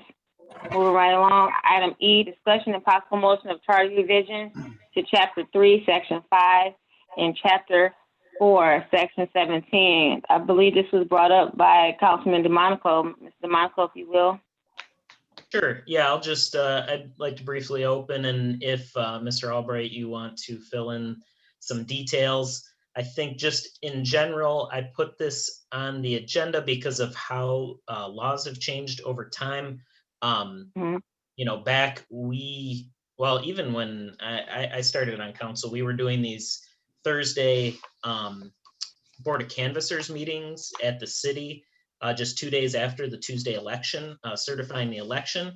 But essentially now counties have that authority I think they even did back then, and we were just doing these meetings to make sure that we met the charter requirements. Essentially, we should just be swearing in new council persons once the elections are certified. Now, the county has, something like 3 weeks. I think the election wasn't certified till November like 23rd or something like that. This year, I just believe that we should just wait until the election's certified before swearing our new council person in. That's all. The only reason I brought it up, and I think the only reason it's not consistent right now is just because, like I was saying, before the city used to have the board of canvassers, and we would certify the election, and we weren't swearing someone until after that. But now that the county's doing it, it's a different timeline, and I think we should just make it consistent. And that is why I added it to the agenda. So, Mr. Albright, if you had anything else to add, that would be good. No, that was a wonderful recap, Council Member DeMonico. What I am looking for, members of council, is an opportunity to take both of these charter sections and come up with some updated language that is consistent with Michigan election law. Bring that before the council. That certainly would not change the charter language in and of itself. This would ultimately have to go to a vote of the people, as it does involve a charter change. The proposed language, if approved by the city council, would also need to be submitted to the Attorney General's office and ultimately approved by the governor's office as well. So there is a multi-step process involved here, but in order to get it started, it certainly starts with the council instructing our office to make the changes, bring it back for a review, and ultimately an approval by the council. And then from there, I will submit the language to the Attorney General's office, and then have discussions with the Assistant Attorney General. Usually how that's worked in the past is once he's had an opportunity to review it, he usually has questions, and we go over those questions. I answer those questions for him, and once he is satisfied, then he recommends approval to the governor's office. And once it is approved, then it can be placed on the ballot for ultimate approval by the electors. Madam Mayor, Yes, sir. thank you. Yeah, that is a long process. And of course, I'll just make my personal comment. There you go again. Our municipalities can't do anything without bowing down to the state government, the Attorney General and the governor, for one minor change on our what we want to do. But it does make sense because we swore in Sylvia before it was picked up by the county, and that would have been embarrassing. So I agree totally that we'll have to start the process. But keep in mind that I'm not a fan of the process, particularly when it has to go up to Lansing. So Madam Mayor, if I could add to, there will be, in order to do this process, there is no additional legal cost to the city. This is something that would come out of the Department of Law's general retainer, because it involves a charter amendment or an ordinance change. Understood. Any other questions on this, council? No, and Madam Mayor, I think just then I was just going to make a general motion just to direct the city attorney to do this. I guess if there were no other questions, then I would just make that motion, then just motion to direct the city attorney to put together charter changes and potential ordinance changes. I know our bylaws will need to be changed. Of course, city council can make those changes. But any of those changes, I just motion that the city attorney put those together and just bring them back to city council. I'm going to support that. Moved and supported. Please call the roll. Councilmember DeMonico, Yes. Councilmember Curley, Yes. Mayor Owens, Yes. Councilmember Lucido, Yes. and Councilmember Moore. Yes. Thank you. Next item. Thank you. Next item on agenda, item F. enterprise leasing agreement brought up by Mayor Pro Tem Lucido. Ms. Lucido.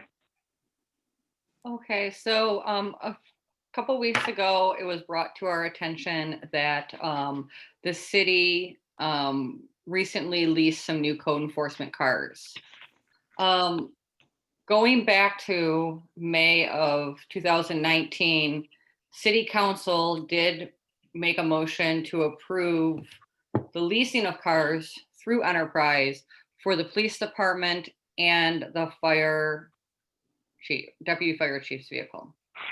I think the motion was pretty clear, but some administration, I believe, might have been a little confused, thinking that we approved to lease all the wheels, all of the fleet in the city, from what I understand. And that was not the motion that was made or the discussion that we had at the previous meetings that we had Enterprise out when they did their presentation.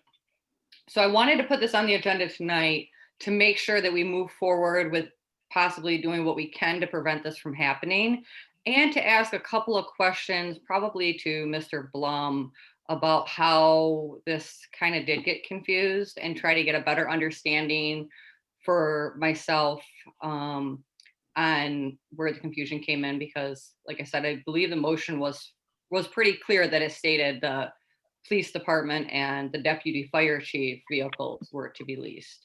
So that's why I wanted to add it this evening. And I don't believe that I've seen it in this year's budget either. I do have my budget out, so maybe if a little direction there on where to find it in the budget is something else I was looking forward to. Ms. Doom? Or, Yes, ma'am. Mr. Blum will speak. Yeah. Okay, thank you, ma'am. Mr. Blum? No. We'll talk budget first. There is in the budget for building, code enforcement, rental, there's a line item for motor pool rental. That's where they pay for the Fiestas and the one Charger that they use to do their code enforcement. What will happen is those charges will stop. A new lease payment will begin. The lease will be a little bit more than is currently budgeted, but not that much. And then next year it will be completely budgeted as a lease line item with no motor pool involvement at all. So we do have budget for that. There was one vehicle that was acquired over at DPW that is not budgeted anywhere, but that will be charged off to the various areas that it's used, whether the engineer is doing major streets or local streets, water, sewer, wherever. It'll just be one of those costs that gets allocated out. But that was not planned in this original budget and will have to be adjusted for. Which line item are you talking about for motor pool? You'll see it in 101,371, 101,730. There's a 101, I think it's 101,372 as far as a funding department. There's 4 different departments within that used to be building that have now been broken up. Right, so for rental inspection, we've got $11,760. If that's what you're talking, motor pool rental. Motor pool, yep, okay. 101,372, 943. Now, I mean, how that spreadsheet that we received today, that's going to far exceed $11,000. It's like $4,000 a month or something. But there's 9 vehicles replacing 9 vehicles. So it will be slightly more, it'll be about $150 a month more from now through the end of the fiscal year. So about 7 months worth. So you're talking about $1,000 a vehicle extra over what's currently budgeted. Mr. I guess Blum, that is pretty, what'd you say? I'm sorry. What I'm confused about though is that if the misunderstanding was that we approved this in 2019, why wasn't it properly budgeted for? Because I mean, I don't think we did approve it, and I guess that's where I'm coming from. I don't think that city council did approve it because it was very clear in the motion that we didn't. And if that was administration's opinion that we did, then why didn't we assume that this expense was going to come this year and budget for it properly? This year was supposed to be round 2 of the police department. Well, I shouldn't say, we're already like 9 months behind because of how long it took to get the first batch of vehicles in. Year 2 was supposed to be the second half of the police vehicle fleet, and then we were going to move on to code enforcement. Deputy or Director Rohib decided he didn't need those new vehicles this year, so we moved on to the year 3, which this is year 3 in the original plan. It was scheduled for fiscal year 21, but we had budgeted a extra police lease, and then that didn't happen. So now it's going to come out of building instead of police. So within general fund, it's still going to be fine. It's just what department it ends up coming out of. No, but well, I think that's where we all disagree. And I mean, the motion, I'm just going to read it because it was motioned by Lucido, seconded by Kleinfeld, that the Eastpointe City Council waives the bid requirements under section 2548 of the Code of Ordinances and approves the fleet management as presented by Enterprise and authorizes the city manager to use the maintenance management and fleet rental program for the police department and the replacement of the deputy fire chief's vehicle is necessary. I guess, yeah, these budget and it wasn't budgeted to do these other cars. I completely agree with the mayor pro tem here. There was no authority of city administration to buy these vehicles, and they weren't budgeted. And the entire discussion in the meeting before, as she said, during budget, literally in the minutes, it says police : and then we have the whole entire discussion. We have the discussion during the police section, and nowhere else do we talk about leasing vehicles. So I don't know how we leased all these other vehicles. We leased like 12 vehicles illegally, I believe. And also, if I may, you mentioned that we purchased a vehicle for DPW, which I'm not saying that we don't need the vehicle at DPW, but whenever we've added a car to our fleet that we don't already have, and we're creating this new vehicle that's needed, we've always approved it. City council has always approved that. Why did we not think it was necessary to approve that lease for that additional car at DPW? Council has approved the purchase of vehicles because the purchase was over $5,000. The lease program, you approved the enterprise fleet management program. The portion about the police was kind of secondary to it. No. You actually, as council, approved the fleet management program. No. And that included the 3-year projection of the vehicles that were going to be replaced. That is completely false, Mr. Blum. No. The motion that city council made, you are completely misrepresenting it. That is what was presented to council. Police and fire. It says distinctly, we're approving the management program for police. For police. That's it. Mr. Blum, do you have Mr. Blum? Do you have documentation that that council says that we have agreed to paying for that? Do you have approval for that? You would have to go back to the original agreement, which was a fleet management program, and that's what council approved. Then the caveat in that first motion was they mentioned, excuse me, the first year of leasing. But I mean, let's be forthright here. This was Sabota pulling a fast one on you guys. But as it stands now, Enterprise is in charge of our fleet, and they decide when the vehicles are going to be replaced. If you remember the presentation, they talked about, oh, we could buy a Ford pickup truck. I don't know, probably used a 250 or something. They would buy it at a government discount price. We could lease it for a year. And at the end of that year, they would decide if the used car market justified selling that vehicle after only 1 year and giving us a new one. The Enterprise is in charge of our fleet, the way that contract was written. You may not have understood it. City council only approved to make that fleet police and police vehicles and the one fire vehicle. So how did we should have never, whatever we signed, which if I'm understanding it correctly, we signed a new agreement for every car. And we received these cars this month. We're not, no blaming Mr. Sabota on this. Mr. Sabota was gone 1.5 years ago. or whatever now, no blaming him. We're not blaming him here. According to this spreadsheet we received on November 17th, Right. we're going to blame him for something we received 2 weeks ago.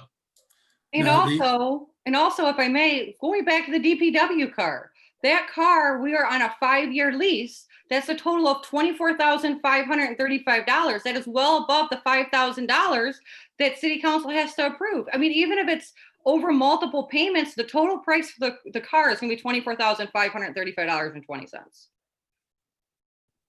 You guys approved a program. I mean, again, you may not have understood that at the time, but you approved a You're going to fleet tell us management what we program. understand in our motions. You're telling us what we understand in our I'm telling you what was presented as a contract that was approved by council. Yeah, and then we had discussion Mr. Blum. like 3 or 4 meetings. Council, let's do some order right now, because we're getting out of order.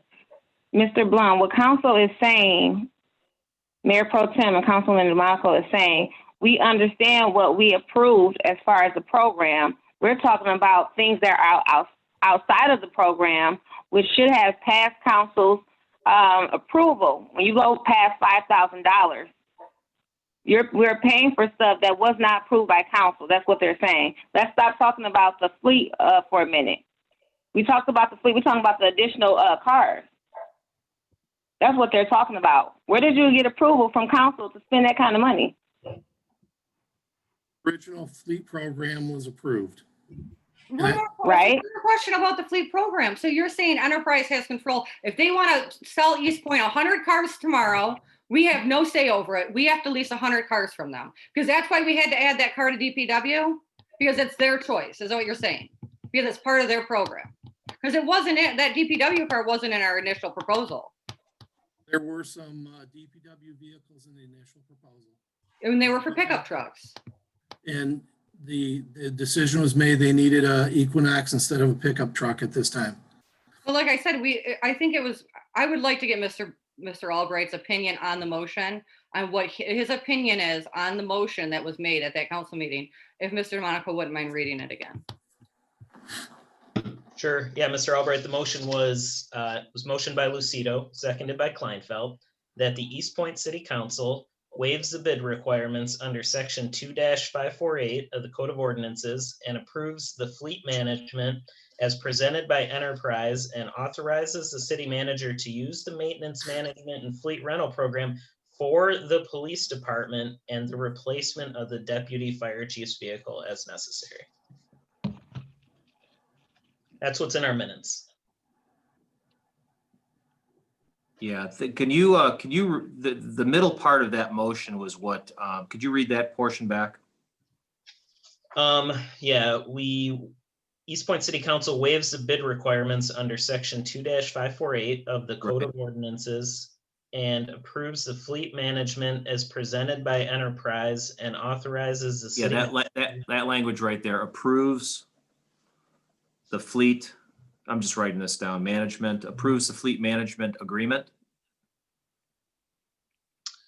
How about, I'm sorry, Mr. Monaco, how about this? Can we get a copy sent to all the council and as well as the city attorney and everybody get it? Because you reading it over and over again, we need something in writing. Like we need the original contract we signed. We need Mr. Blum to send us the additional budget of what we did not approve. We need to see this stuff and come back to it.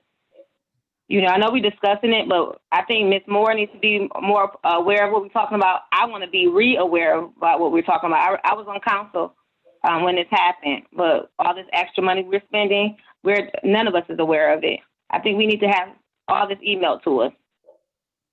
Do you guys agree? And we bring this back, and we need to investigate it a little bit more, because we're spending money that's not budgeted or wasn't approved by council. I have a problem with that, and so does all of council. I'm completely, Madam Mayor, I'm completely fine with that. We can, I mean, I would be more than happy to have all of council be refreshed or brought, because I know Mr. Curley was not on council at that time either. So yeah, that's a good idea. I'm glad you brought it up. I'm glad you brought it up. Madam Mayor, I'd like an opportunity to just refresh my recollection on that contract back from, I believe it was 2019, and also take a look at the motion that was actually made and also listen to the discussion back from that council meeting back in 2019 as well, with the council's approval. Yes, please. Again, thank you all for Mayor Pro Tem for bringing that up, because that, some of those things shouldn't have happened. And if we did get a misunderstanding under Sabota or whoever, the administration is there and hired to help assist council on certain things and make us aware of certain things, whether we mayor or council or not. So if under Sabota or whoever we're under, if they told us something and you guys are aware of it, it should have been brought to council's attention. There's no excuse for that. Madam Mayor, No excuse. Yes, ma'am. just to allow everyone some information, we discussed this at multiple council meetings. I believe there was a few. I believe the first one was in February. Is that right, Mr. DeMonico? I believe that sounds correct. So if you're gonna go back and watch council meetings, there was, multiple meetings of discussions for anyone that is interested in going back to do so. Okay. Thank you.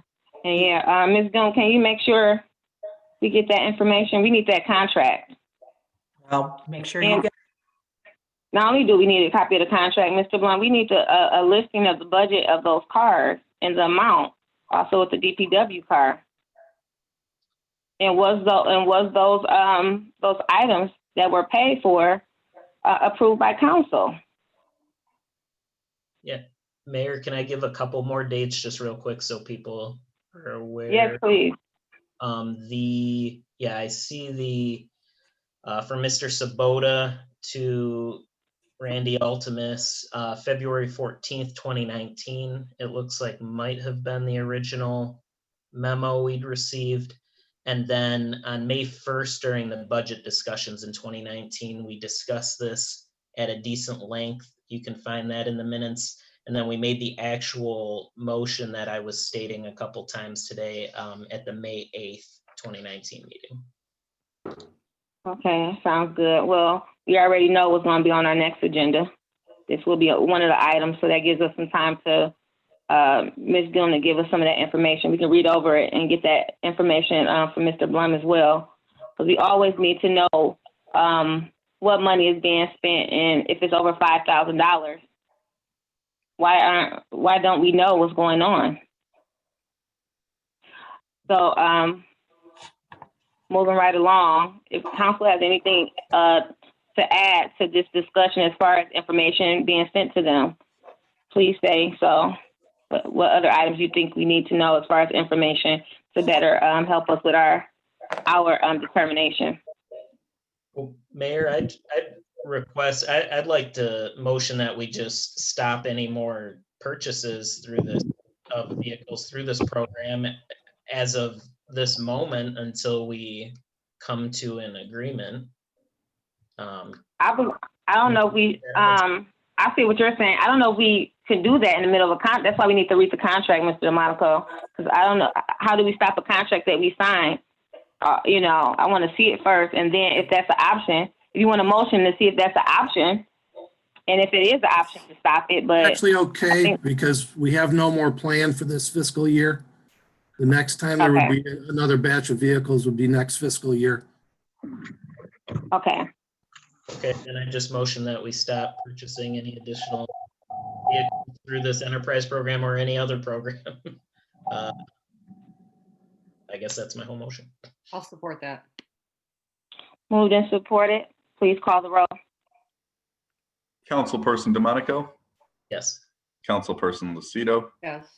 Councilperson Moore, Yes. Councilperson Curley, Yes. Mayor Owens. Yes, thank you. Item G, I believe this is the application for the snow bidding brought up by Mayor Pro Tem Lucido. Ms. Lucido. So we received an email from Mr. Fairbrother earlier asking to add this to the agenda, probably because it's November and we need to have a contract to have our city buildings plowed. So I'm a little confused on why this went out so late, but I realize that this is a priority because we need to make sure that our parking lots are plowed. So that's why I asked to put it on the agenda. I don't know why the city doesn't have our own snowplow. You know, DPW does the snow plowing for our own city. Why are we contracting out to plow our city buildings and pick up snow when we have DPW? Mr. Fairbrother. Good evening, Mayor and Council. So the city does own a few snow plows. We also own numerous trucks that we plow major roads, some minor roads, and turnarounds. However, currently, and I believe in the past, we have not done city buildings and properties, property owner code enforcement, the parks, including the trails, as well as city-owned properties, which would include residential, commercial structures, and vacant lots. Historically, this was actually done by J.J. Mish under the Parks Maintenance contract. At least a large portion of this work was. I did approach Mr. Greg Modelski from J.J. Mish to ask them, I don't remember when it was, sometime in October, if they were interested in continuing to perform these services for the city. They took a few days to get back with me, and they ended up saying that they were not interested. So Greg from JJ Mish said that they were not interested this year in performing these services. The city then went out to bid, and we received 2 bids, one from Expert Lawn and Snow and the other from Ed's 2 Men and a Mower. So city administration today is asking to multi-award these, since if you look at the Excel document that I provided you, neither company bid on all of the snow plow and salt opportunities that we were looking for in the city. So we are asking for Expert to be awarded the city buildings and properties, as well as the property owner code enforcement through the building department, and for Ed's 2 Men and a Mower to be awarded parks and city-owned buildings, city-owned properties. Now, I will say that we are only asking for a 1-year contract at this time. Admittedly, the pricing from both of these companies is very okay, I would say. It's, to be honest, we all in city administration thought it was pretty high. So I even approached a few other companies just to get quotes to see what those other companies would be quoting us for. And they actually all came back with very similar pricing. So we're going to keep it with the 2 original bidders, which were Expert and Ed's. So today I'm asking for a 1-year contract for both of those 2 companies. Mr. Fairbrother, I don't think you answered my question. Why aren't we doing our own buildings and we have the equipment? So we don't have the equipment and the manpower to do everything. We have numerous parks and trails. We don't have the equipment to do it. In fact, I think we only own, if anyone knows otherwise, correct me if I'm wrong, I believe we only own 1, what is it called? Snow mover, snow shovel, or not snow shovel. What is it called? A plow? No, not the plow. Snowblower? Snowblower. We only own 1 snowblower at this point. Oh. So we would have to own numerous more in order to be able to do this ourselves, and we just don't have the manpower. Madam Mayor? Yes, sir. Okay. Oh, boy. You know, as a longtime politician, there's one thing that I hate more than getting punched in the nose. Oh, boy. Is an 11th hour agenda item. And this is what this is. They went out for bids on October 21st until November 12th, maybe 4 weeks from when the snow was going to fly. And if we knew that we had a problem, you know, that's the only reason they got 2 bids is because everybody has their calendar filled up. They probably had it filled up in August. So if we were concerned about snow removal, we probably, no, not probably, we should have went out in August at the latest, but we didn't. So what we're asking to do, and reason we're asking for a 1-year contract, is because the bid is so damn high that we wouldn't dare give them a 3-year contract with the quote that they gave us. We will still do the main streets, the 100 miles of main streets. And these two companies would do all the rest. But, and I guess I would ask Brian, you said that last year somebody else did that and the year before somebody else did what we're asking these new companies to do? Yes, sir. And they were contractors. They were not city employees. So the same company that did it last year do not want to do it this year.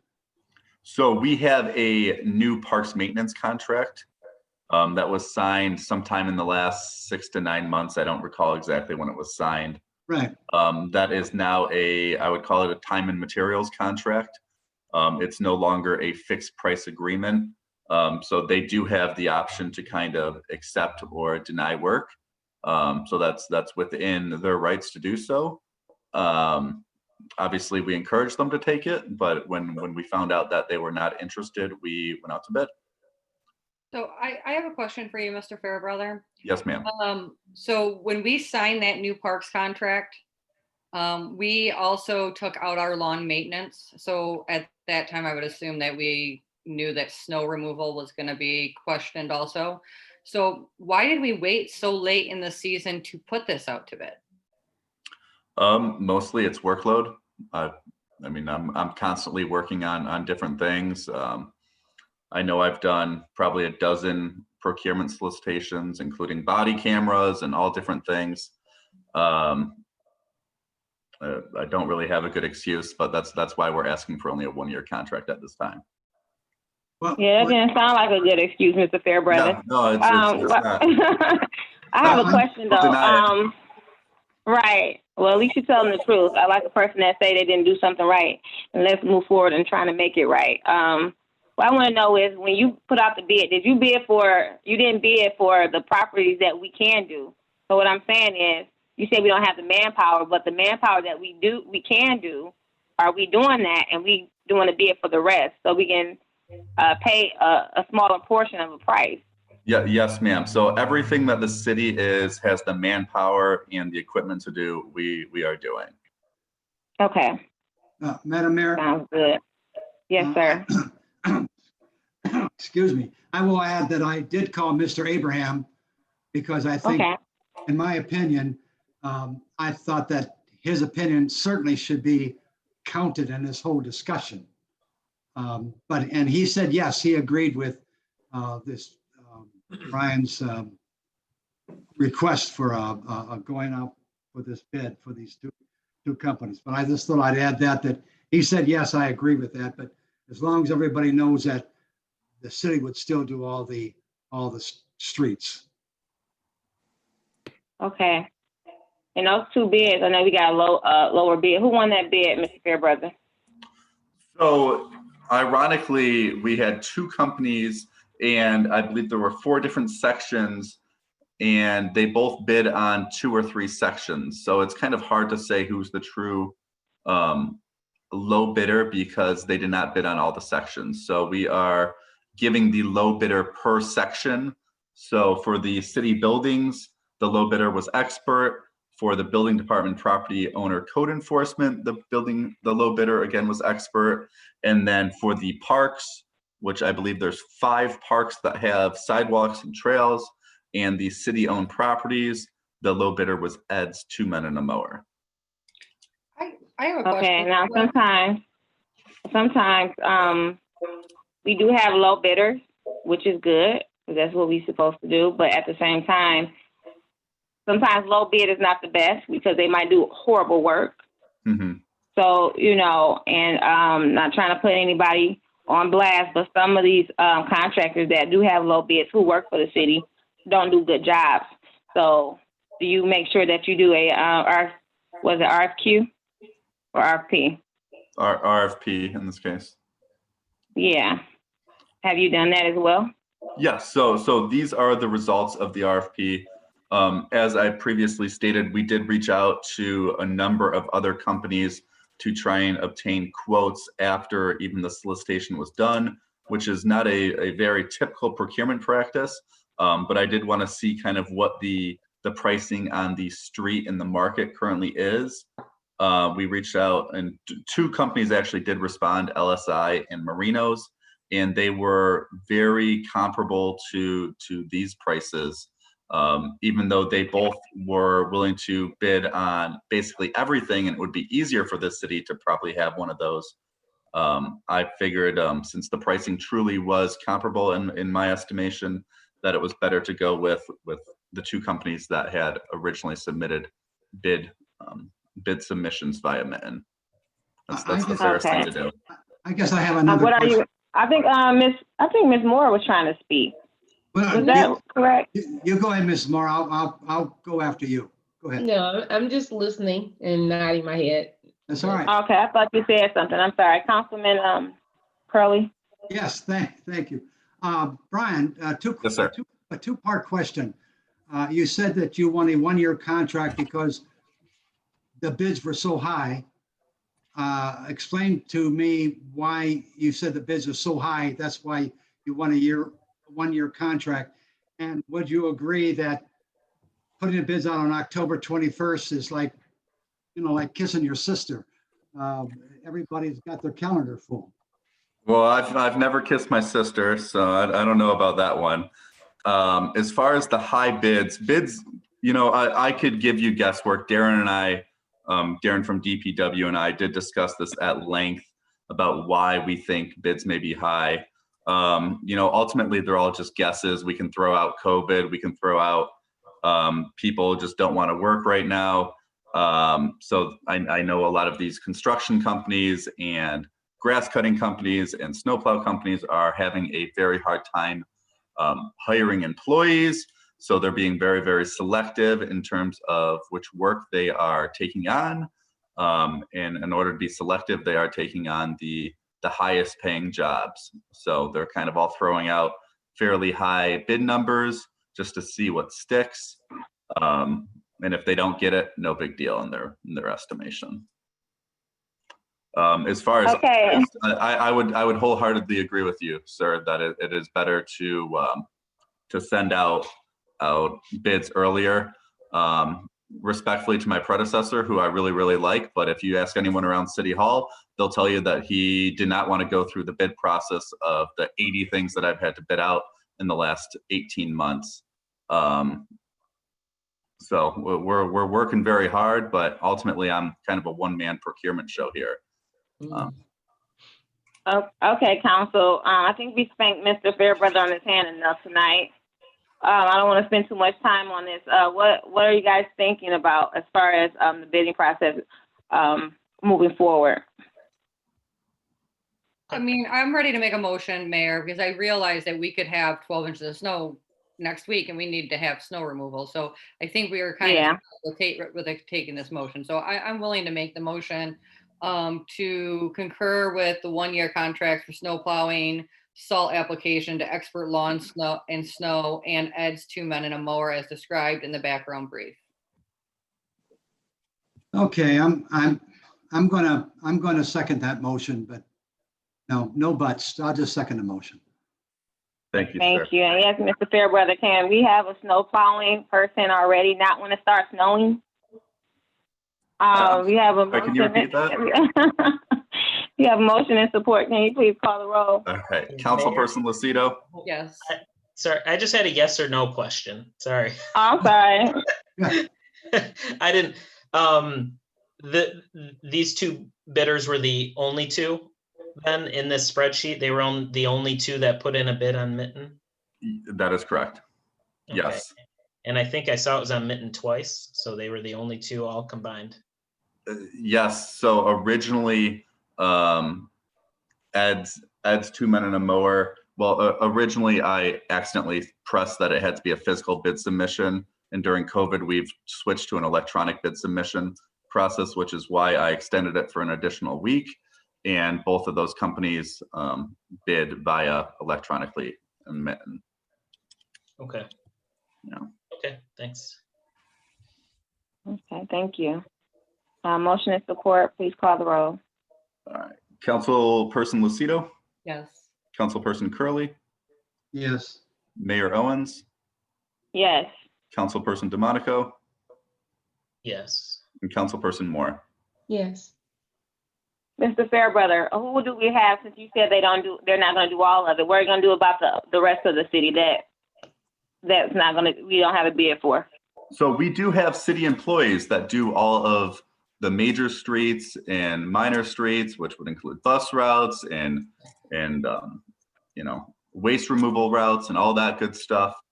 So we do have our city employees doing a lot of our labor union employees doing a lot of snow removal, and they will continue to do that.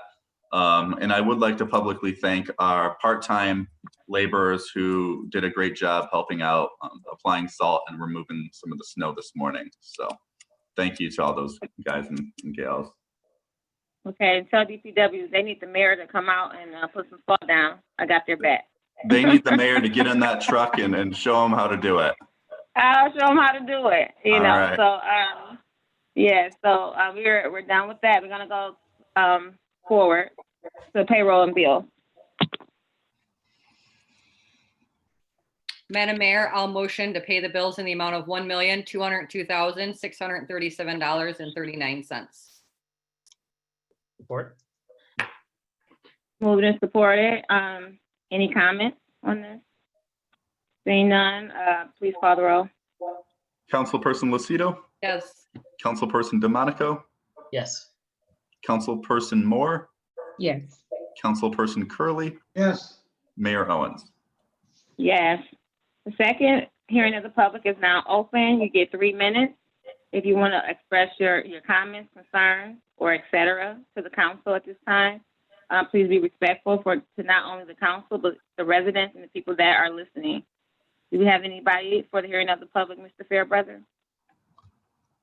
Let me post.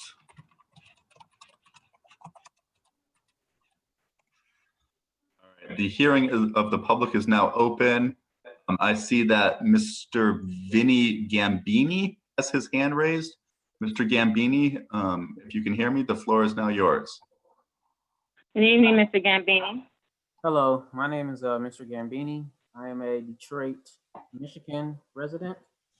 I wanted to state about how the city of Eastpointe is in violation of the Freedom of Information Act.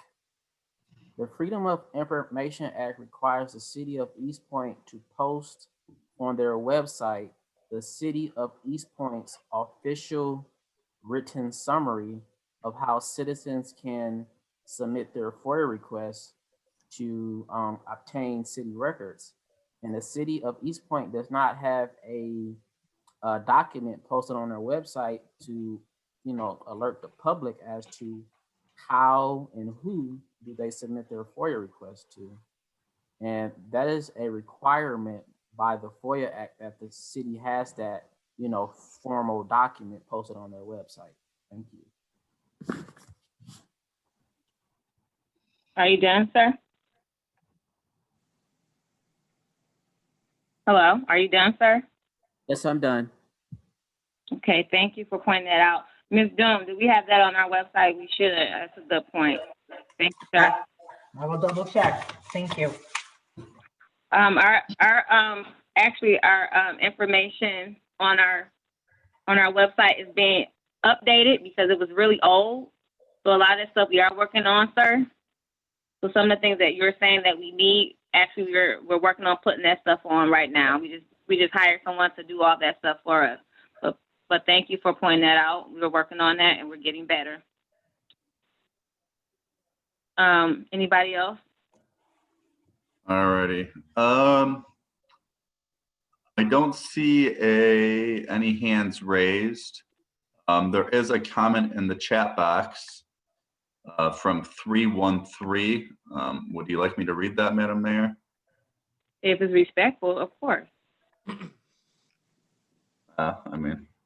I don't know.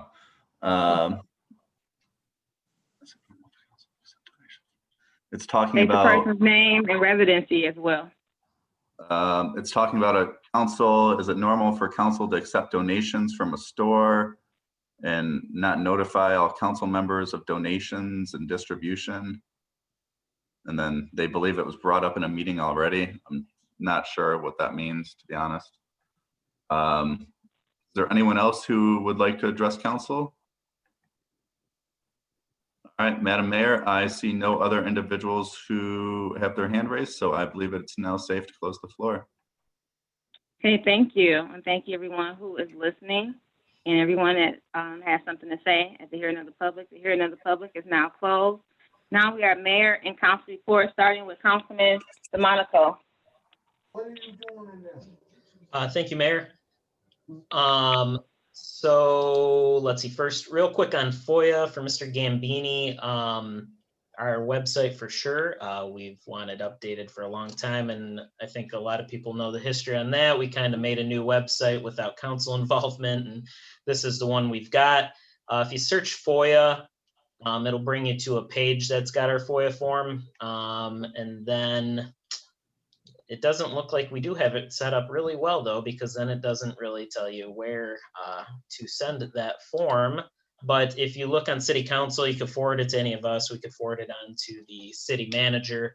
But yes, Ms. Doom, if we could make that process a little more straightforward, maybe a link right on the homepage or something, I think that would be good. And then the only other note I have is over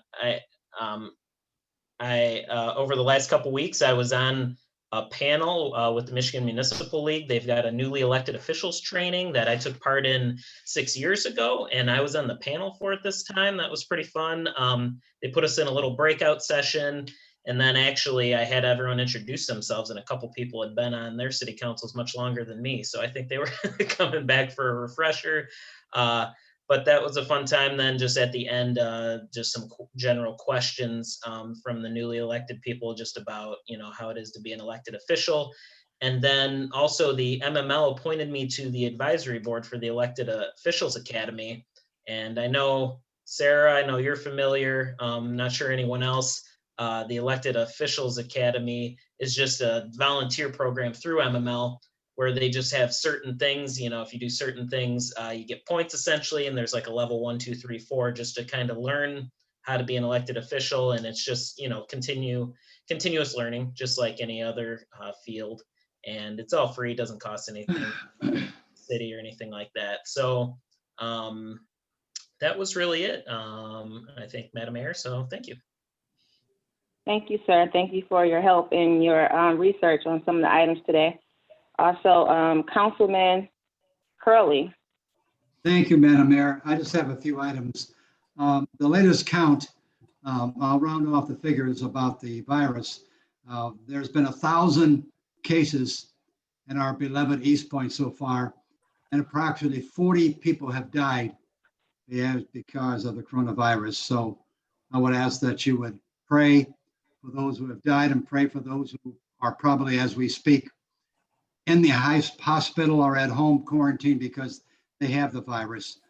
And the last meeting I asked you to wear your mask, and now I'm begging you to wear your mask. It's not political. It saves lives. And please, please wear your mask in all cases.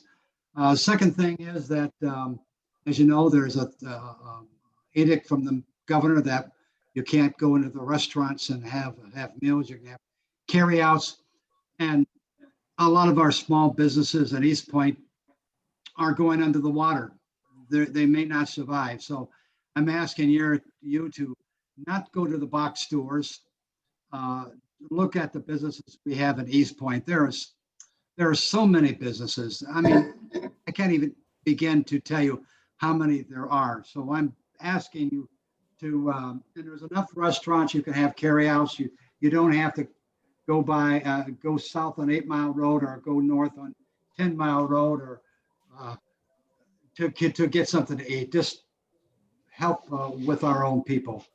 I did visit, and it was the one who owned the barber shop on Kelly Road. I don't see him on there right now. Maybe he had to leave. I did visit him. And one thing I noticed, he talked about lighting and why somebody's going to say, well, Harvey, you were mayor for 12 years. Why didn't you notice this? I don't know. But I noticed when he pointed it out that our street lights down Kelly are they have two sections and the lights are pointed down on Kelly Road and not the parking lot. Crazy, isn't it? I guess the first question is, well, why are they pointed down on Kelly Road when the cars are driving down there with their headlights on and not down on the parking lot when people are parked there to go to the store? So that's something that we probably want to look at.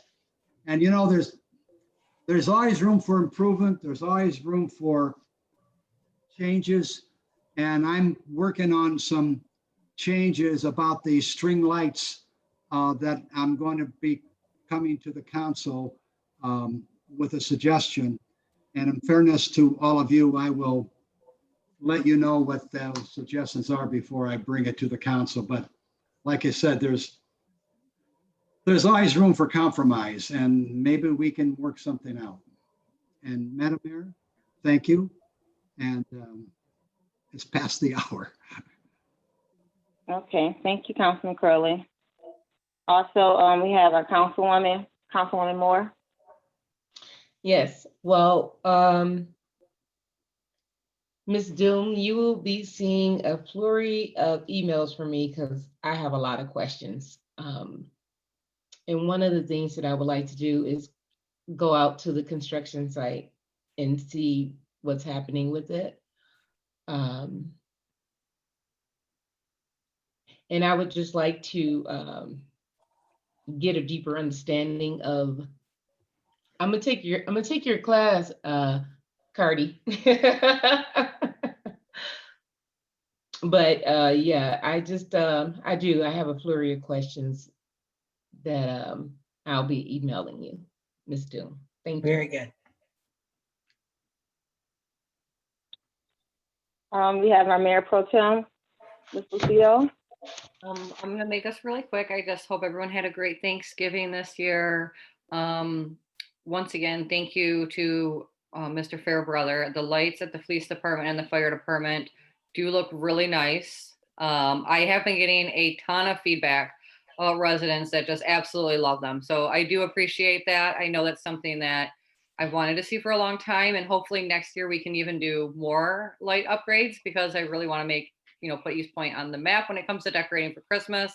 Like the mayor mentioned earlier, maybe even having a large tree decorated outside so everyone, could enjoy it. That might be a good idea. Other than that, I don't really have much this evening. I think we had a pretty good meeting, and I already talked about everything I wanted to, so.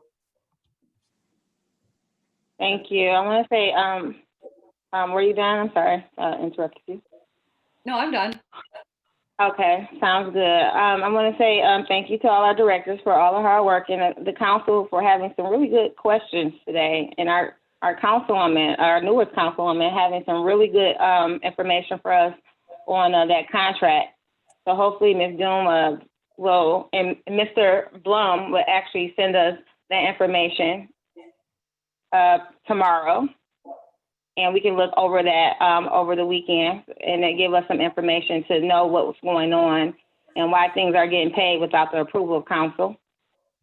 And also, we had only 3 people on our hearing of the public, and 2 of those questions were answered, but 1 wasn't, and I'll do that myself. Someone spoke about council and businesses giving out things to the community. If a business wants to give something to the community, there's nothing unethical about that. Actually, I applaud businesses that do that because it empowers a community. And during the COVID-19 and a crisis like this, and people who are losing money and giving back to the community, knowing they're losing money and doing that, I applaud them.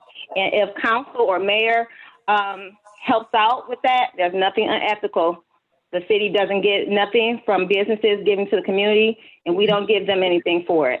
So if a council or mayor wants to help distribute anything, products, services to help a community get it out there, I think that's empowering the community, and I applaud anybody that does that. Moving forward, I want to say, again, thank you to people that do help our community, and that always reaches out to me or council to help our community stay strong. During COVID-19, people are losing their houses, people don't have anything to eat, and people are dying. So if businesses and people and residents want to reach out and help out, I applaud. That's what we're supposed to do.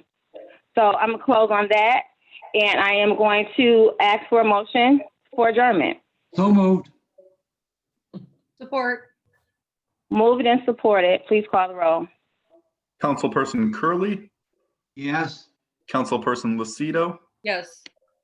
Councilperson Moore, Yes. Councilperson DeMonico. That was a yes? Yes. All right. And Mayor Owens. Absolutely. Meeting adjourned. Have a good night, everyone. Good night. Good night, Good everyone. night, everyone. Mary, you were off by 43 minutes. Okay. Thank you. All right. Well, have a good night, everybody. I You was too. off more Thank than you. you were. Goodbye, Bye. everybody. Bye. See you in 2 weeks.